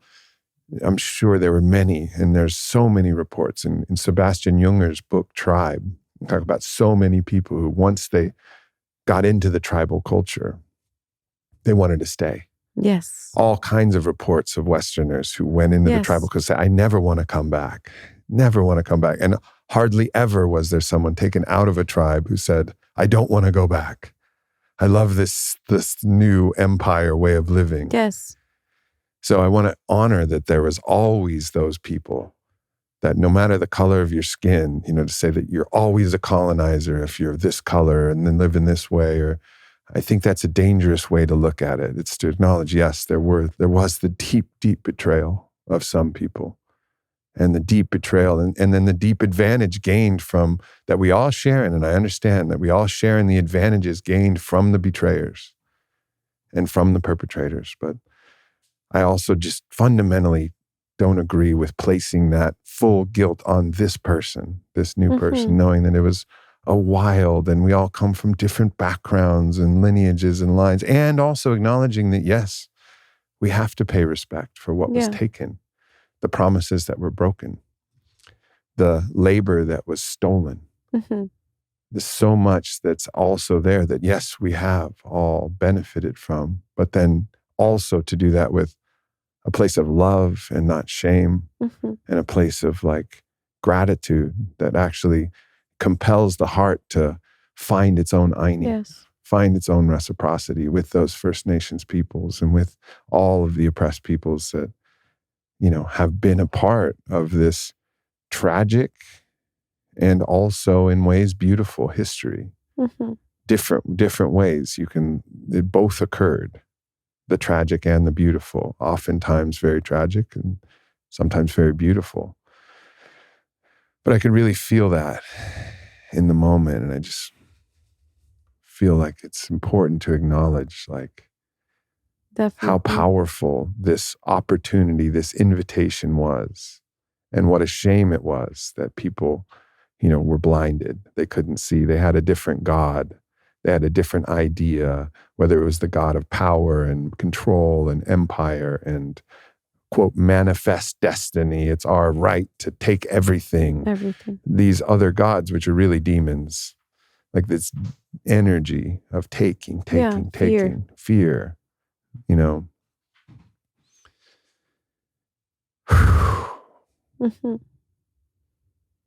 Yeah. And it is beautiful, that we get to receive this now, as a mestiza woman, it's very interesting, because I've found myself sometimes what you just said, I resonate so much, because the moment I sat in ceremony, I felt completely part of it. I was like, this is it, no matter my whiteness and my blue eyes and how I look, this is where I resonate. This is what is speaking me in the most truthful way. I've never had this opportunity of having such a clear conversation, really inner with it all, beyond the language or what was exposed to me before. And I do recognize myself as an indigenous woman, there's this word that is very interesting because it's indigente. Indigente, we also call it to say someone that is homeless, someone that is un indigente, indigent. Indigent. You say that in English? I think that's how we would say it, yeah. But indigente also means the people of the sun. And I learned that a few years ago, and I thought it was so interesting, And I do recognize myself as the daughter of this sun and this moon. And that's undeniable. Just as we are all related through the water and the air and the earth and the wind. We cannot deny that. It's saying the earth is my home, the sky is my home, the sun, the waters, this is my home. It's happening. And we are happening because of that. We are all, it doesn't rain on top of It doesn't matter if you're rich or poor or you're fat or thin or all these concepts that we've created about ourselves. Like the water will pour on us. Yeah. And soil will provide. Yeah. So I think what this path also represents in the union of the 4 colors, well, the 7 colors in the 7 directions of the universe and the directions and how we do it and to follow these steps also, to show you in your wholeness all these possibilities and how you relate to each one of these directions. Because at the end, it's just showing you your relationship to that space, Why is that we talk so much about the north and the east and the west and the south? There was a moment where I was so lost with the compass, I couldn't even understand it till I really started doing this. And all I could witness was I was going there to see myself in how aligned I was with that direction. How aligned was I with that relationship to the water? How aligned? What was the word for the North Door? It's integrity. Integrity. Yeah. Yeah. Integrity. You come to integrate the 4. Integrity with yourself. I've never really thought about the correlation between integrity and integrate. Integrate. Yeah. And integration. And integrity. It's really speaking to a wholeness because in your wholeness, connected to life, that is where you're going to have your greatest integrity. It's in the lineage tradition of, my ancestry is the Hebrew tradition. And those were my indigenous roots, the tribes of Israel, the tribes that were led from Egypt and into the promised land from Moses. Like my ancestry comes from those tribes. And in that lineage, there's an idea of when you're face to face with God, with the wholeness, with source, with the light, with the truth. All of those are synonyms in different way. Wholeness. When you're in that, you're face to face. Panim el panim. Face to face, face to face. But then you turn your face. It's called sitra akra, the turning of the face. So you turn the face from God. So God's here trying to look at you, but you don't want to say, no. That's when you're out of integrity. Sitra akra. You turn the face. You're no longer face to face with the truth, with God. You're out of integrity because you're not willing to look at the truth. You're not really willing to look at what your actions are causing in another person. It's a subtle turning of the face. And then in the turning of the face, all kinds of ethics and moral problems and violences and all of these things happen in the turning of the face. So integrity, integrating back into the wholeness is what allows you to be whole in your vision with you and source, seeing yourself, seeing source move through you and looking through in this infinity loop of yourself and the divine and whoever's in front of you as another representation of the divine. That's integrity and the integration of your wholeness and the looking face to face with the divine, with God. Integrity. Yeah. Once you feel real integrity, wholeness, you can forget it sometimes. You can forget, but you can't ever fully forget. There's no going back. No. Once you've really seen it and really know it, you can never go back.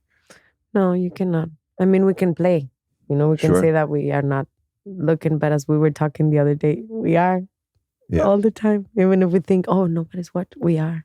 Yeah. We are looking through it all and we are observing ourselves. We cannot deny it.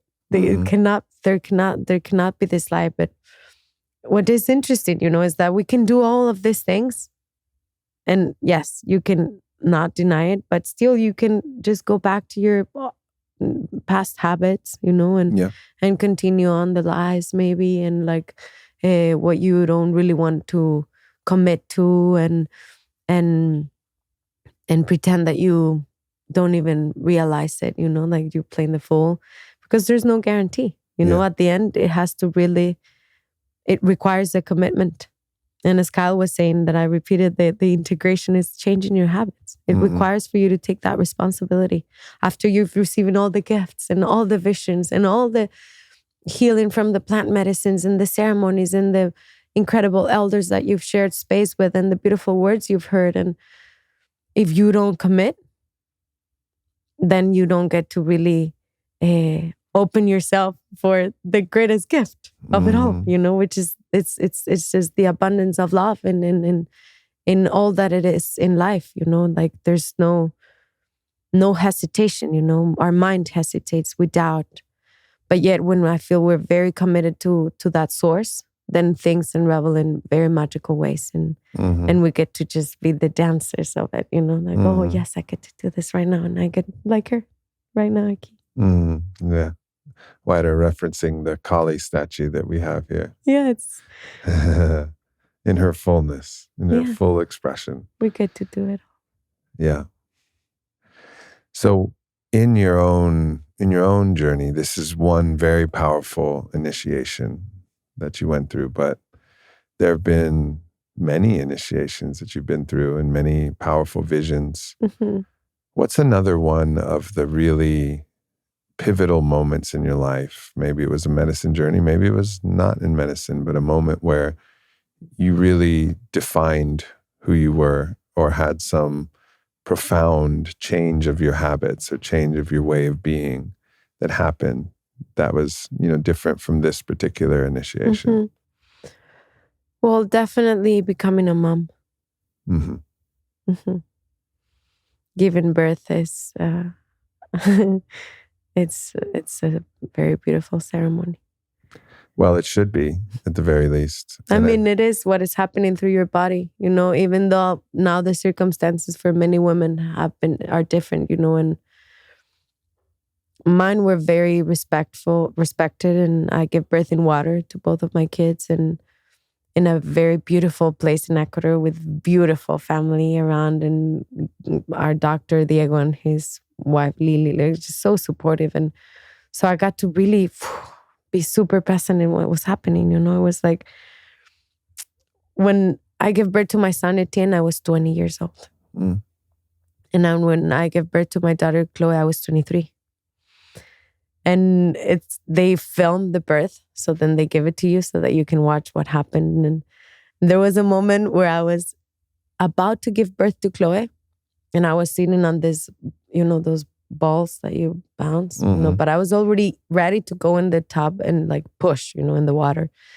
And I was telling Chloe's dad at the time that we were together, it's on camera, I'm telling him, I'm already about to give birth, you know, and I'm laughing. Like it was like, I could just feel like this, like uncomfortness around here, obviously, but I was feeling so good.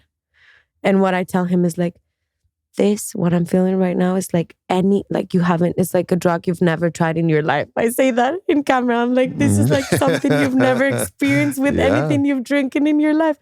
Because it was just this like, wow, my own medicine that was like pumping through my veins, you know, like everything so in tune to what was going to happen that I was just in complete presence. There was no pain. It was this like joy and like euphoria, and like my daughter was going to be born, you know, and like, so that was, definitely that is a moment that changed my life. It even changed my voice. After giving birth, my voice changed. And obviously being a mom all these years has been the biggest of the quests. Yeah. For sure. Yeah, I mean, it's obviously, you know, I'm a man. I'm never going to give birth. It's something I will never experience other than experiencing through the intimacy with my beautiful wife, Ilana, and our intention to have children, you know, the God and the goddess, mystery willing. The knowing though of how, you know, how it's going to be is, as long as, you know, there is not some emergency or something else, is we definitely want to make it a ceremony, because what more sacred moment is there than the moment when one human with another possibility of a human then becomes two, two separate beings, one being, because that baby, even though it's unique, it's baby, it's still through the umbilical cord, completely, absolutely connected. Every bit of food that you have, everything, it's you. Emotions. All of it, it's shared. Everything, it's completely shared, bathing in not only the amniotic fluid, but the entirety of your energy and your heartbeat, just as the background drum beat that they're living their life by, is this constant connection to the mother. So and then in that moment, one becomes two. And always still connected, though, always connected. The cord may be cut on one dimension only, but the remembrance that even though you cut this cord in this one dimension and one becomes two, the two are always still one.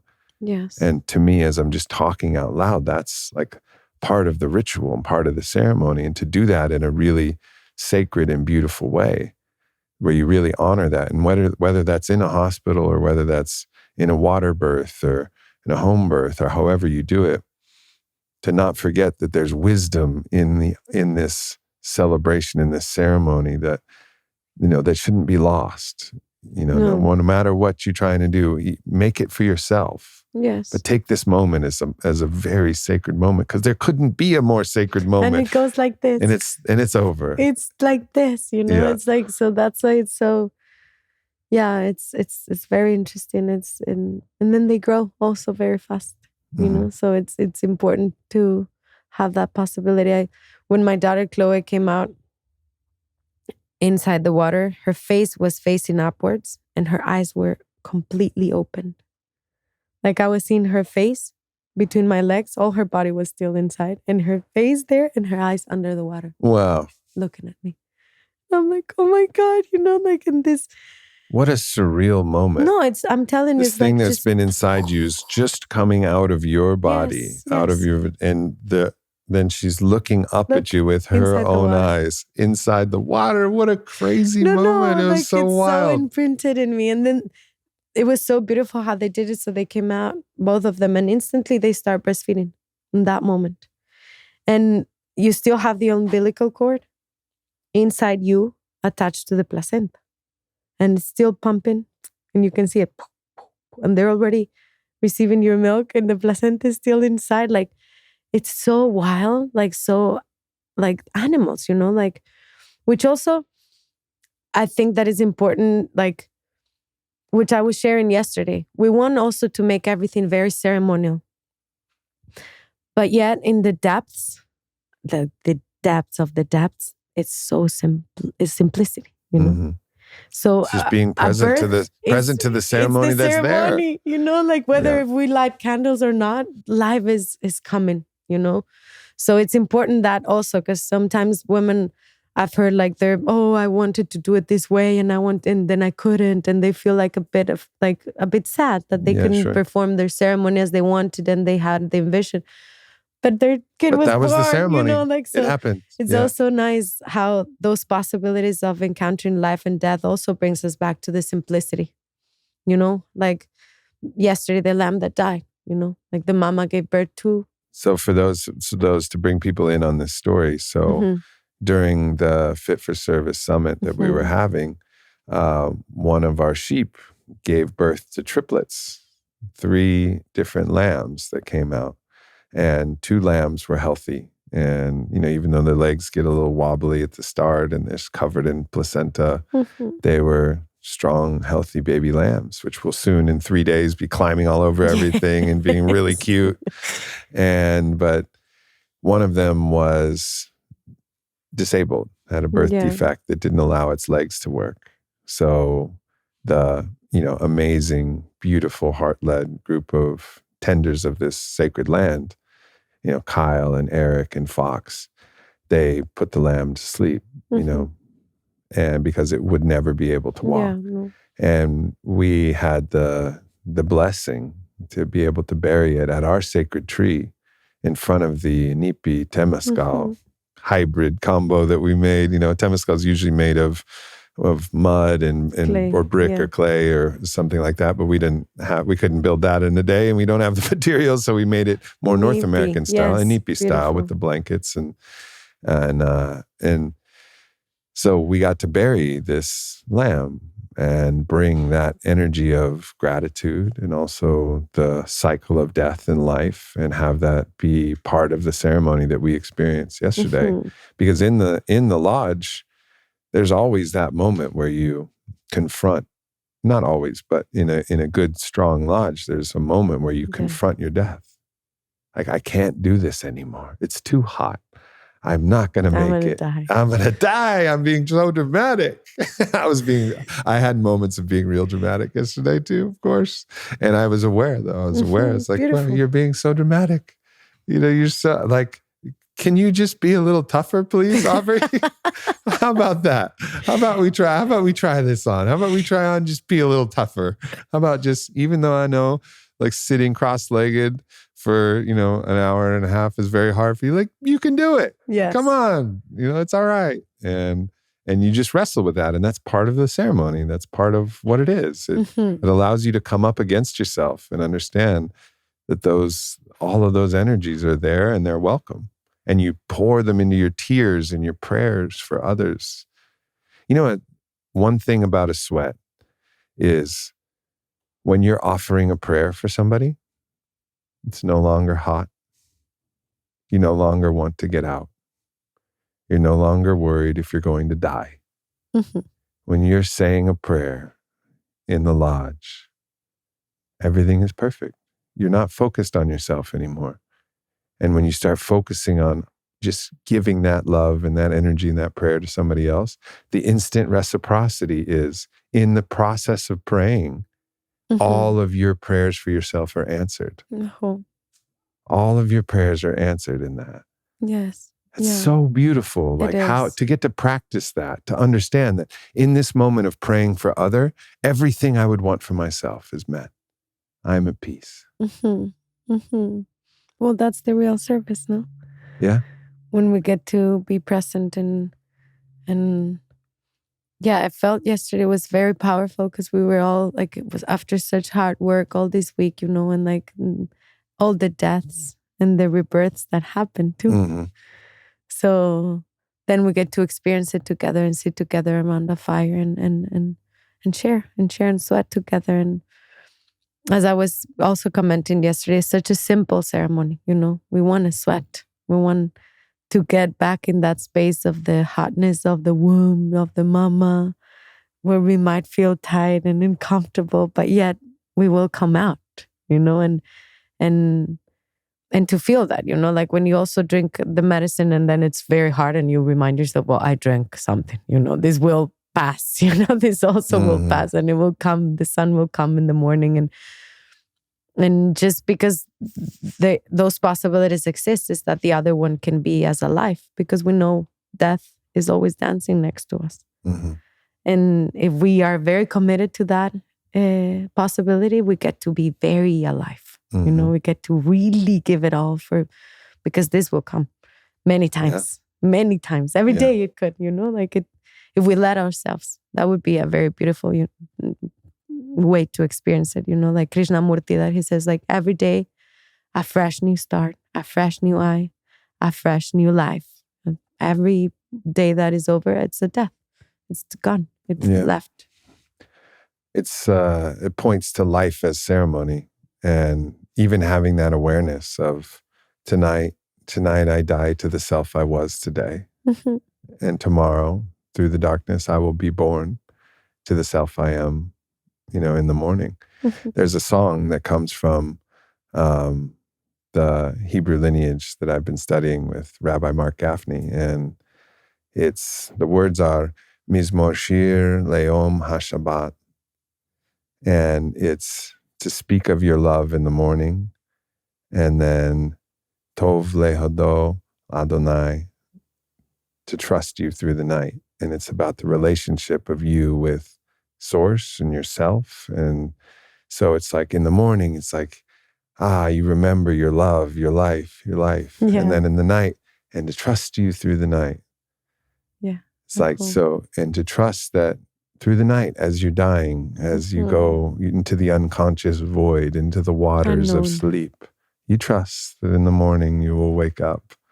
And, it's a kind of like a powerful tool to bring into your life. But we could bring that into our awareness every night. And I can just feel the beauty of just even that, not even making a big ritual. Or you could light a candle in the morning or light a candle at night or create a ritual around, I die to myself today, and with all gratitude, even if it was a hard day, even if you made some mistakes, you got mad at your partner or your kids or something happened, you allow that to go to, to die and then to be reborn and say, I am a new person this morning. And I don't have to be shackled by the patterns and the habits and the guilt and the judgment of my past days. I can allow this rebirth to happen. And the more we practice that, the better we are. The practice makes the master always. Yeah, and more detachment too, from this personality that we've built with ourselves, the one that we are, and all the different characters that come, we get to really experience this again, as a kid that is playing to be many different characters. And it definitely, I think it's something important in relationships, in a partnership, to have that fresh eye every day. Okay, what happened yesterday? Okay, we got to talk about it. But today, it's a new day and I'm feeling good. Like, where am I going now? Yeah. Where am I putting my attention? We're so burdened by everything in the past, like all of the things that happen. And a lot of times relationships crumble under the weight of those past resentments because the art of dying and being reborn and replenishing, renewing the life force of the eros, of the intimacy between you and your partner, it's still carrying all of this weight, and eventually the weight can just collapse. Yeah. The life, the joy of the partnership. But to have a practice where together you can go into your own death lodge, die to what was, be reborn to what's new. Like, how beautiful. But we're afraid of that death. Yes. Because we're attached. Yeah. And we believe that death means that it's over. Because we're attached to something specifically, and somehow it is over of many things, and it could be over in that moment for that time in that relationship. That can also happen. But I felt that we tend to be so attached to these things that we fear. We fear our death. We fear to let ourselves die. And we fear the transformation. We fear the new look. We fear this new way of seeing things. And that's the spark at the end. That's what gives us the joy of like waking up. Even we know the day will come every day, but yet we have all these different opportunities to experience and share and commit to. It seems to me, it occurs to me now in this moment that our own false story about death being the end of our life is also played out in our fear of any death of our identity structure. So we have a story that when we die, that's the end. Not all of us have that story, but that's the conventional story in the mitote, which the Toltecs would call the marketplace of ideas, that invisible God of scientism and materialist reductionism. And it says, when you die, that's it. That's all, it's all over at that point. Well, that's just not true. And, you can look at the reincarnation studies from the University of Virginia, or you can just speak to the masters, or however you want to do it, whether you need to go through the door of science, which is the studies done by the University of Virginia. And I forget the doctor who is running it, or the professor who's running it. But ultimately, one way or another, it's a false story. It's a false story, as I've experienced myself beyond the being in the Aubrey life. I know that exists. I know it. I know it to be true. So I'm not going to pretend like, if there is incarnation, I fucking know it to be true. Sorry. And I don't expect you to necessarily know it either, but you can look at other sources. You can find it for yourself, but it's a false story. Your death includes your life. Your death is actually, as the Toltec says, Don Miguel Ruiz says, it's not that life gives way to death. It's that death gives way to life. Yes. So you're actually stepping into the full stream of your life, completely connected, inseparable from the force of life that moves through the cosmos itself. So when you understand that, you realize that you're never going to die. You're just going to evolve. You're just going to transform. And so this is the major arc of your whole life. It's just a transformation. It's just a transition. Like Ram Dass says, it's like taking off an old shoe stepping into a new outfit. Yes. Unconstricted, not incarcerated in the incarnation of our flesh. No, complete and dissolution. Free in that. And also the beauty of this container that we get to experience life through, which is magnificent and unique and glorious. Yeah. Celebrating all of that. But you correct that major story where your life story includes your death, and you see a different perspective. Yeah. That in and of itself so important, but then also very important to help you not be afraid of dying in this current life to your own identity. As many times as needed. The myth of the phoenix. How does the phoenix get the firebird wings? Well, she goes to ash, goes to nothing, returns to the soil. Yeah. And that's the loving mama, death. Yeah, death. Like in many traditions and culture, she's seen as the most loving, the most loving, the lady of the death, the one that comes and cleans, like you can also see that in animals like the condor, for instance, that eats what is rotten. It comes and eats anything that is rotten. He's not looking for a fresh animal. He's looking for what is decomposing.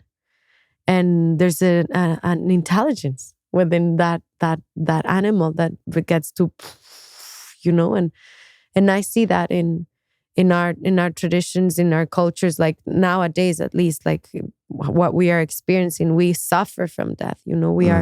It's so much sadness and suffering because we have an attachment, and obviously, especially if a dear one dies, there's like pain. Grief. There's like grief. Real grief. It's and like then what the grief we're that feeling. needs to be grieved. Yes, it needs to happen, and it needs to.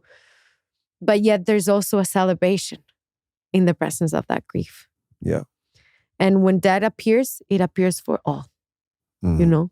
It doesn't matter. It comes and it's there, and it's that presence that is coming for all of us. And I feel that these times we can really tap into that as a collective. The moments of like where things are like really shedding and like transforming, where we're all, if we're open, at least we get to really feel it and we cannot deny it.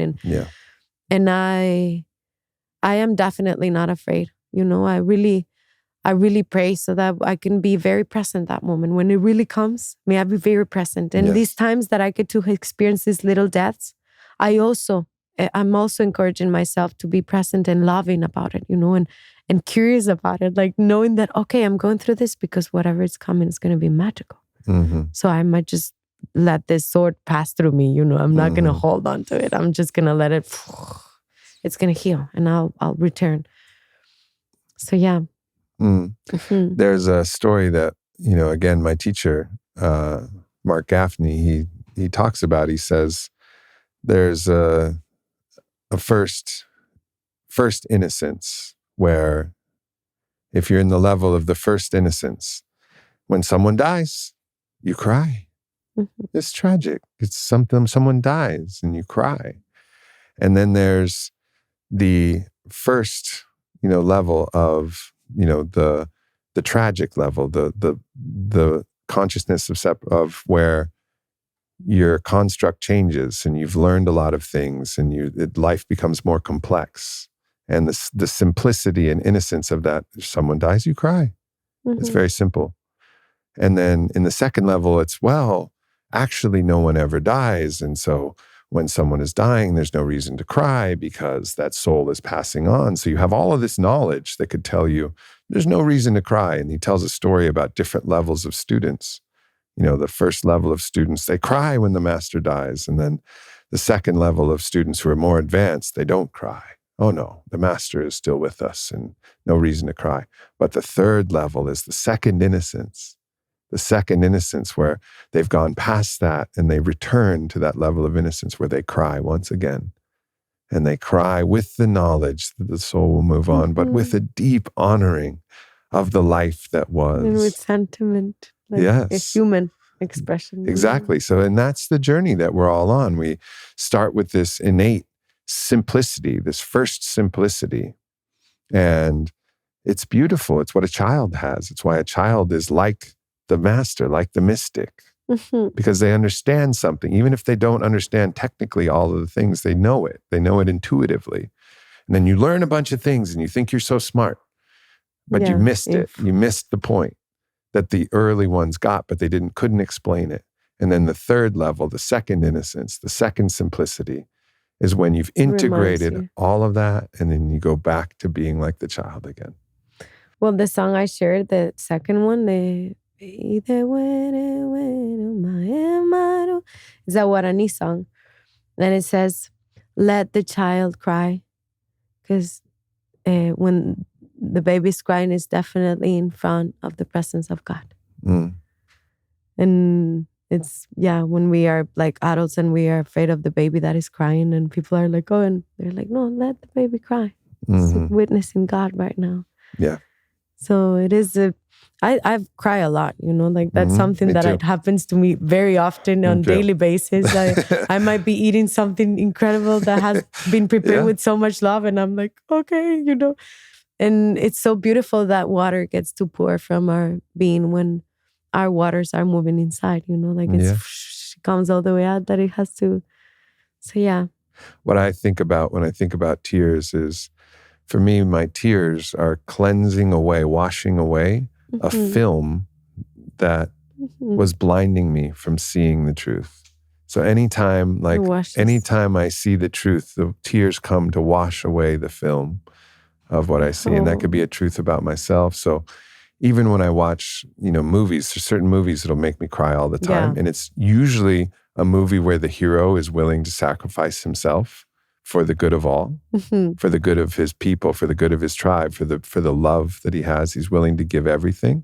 I always cry. Why do I always cry? Because it's reminding me of a truth about myself, which on one level I'm afraid, and I'm afraid to go out and not drink water, or I'm afraid of all of this. And then I see the hero in a story that is willing to give everything. Yourself. And it reminds me of myself, and the tears wash away. I have profound moments where the tears wash away, and I get to know myself again. And it can happen with all the gratitude for life, for food, for air, for light. Yes. Those tears come, and then from there you can see with new clarity. Huaira,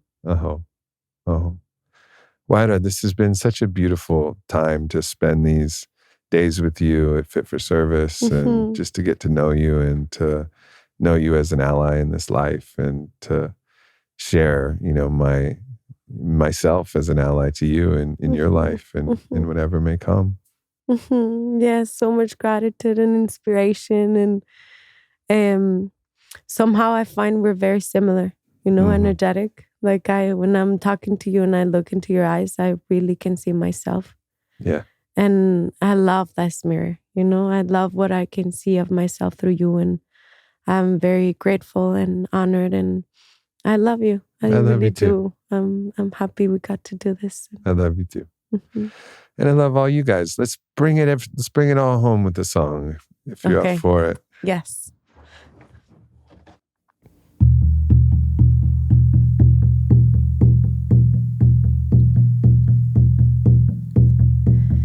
Flor que nace y en la tierra y hacia el cielo ha de volar. Chuquiragua de montaña hacia el mar, por el río ella de nadar. 4 puntos en mi cuerpo entrelazan la raíz. 7 flechas con el viento hacia el cielo han de volar. Peyatito curandero y ay, peyatito de visión. Ay, tai, tai, kunai, kayariri, taki, taki, kayariri. Agua coya curandera y agua coya azulada de mar. Agua coya curandera, agua coya azulada de mar. a tu desierto, te escucho mi abuelo, venadito azul, ahí te vibra la arteria, luces de colores le dan fuerza a mi cuerpo, frases que me dictan desde Virikuta. Ya de Virikuta, ay Tonatiu, te llevo mi abuelo, ay venadito azul, azul te veo, ay peyatito curandero, y ay peyatito de visión, ay taita y cuna y callariri, taki taki callariri.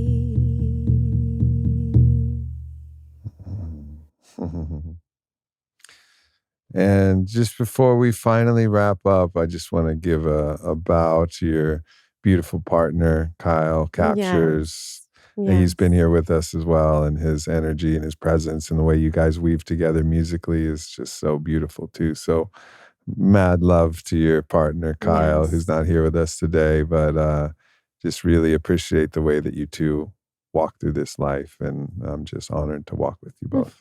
Thank you so much. For sure. Thank you. Yeah. Goodbye, everybody.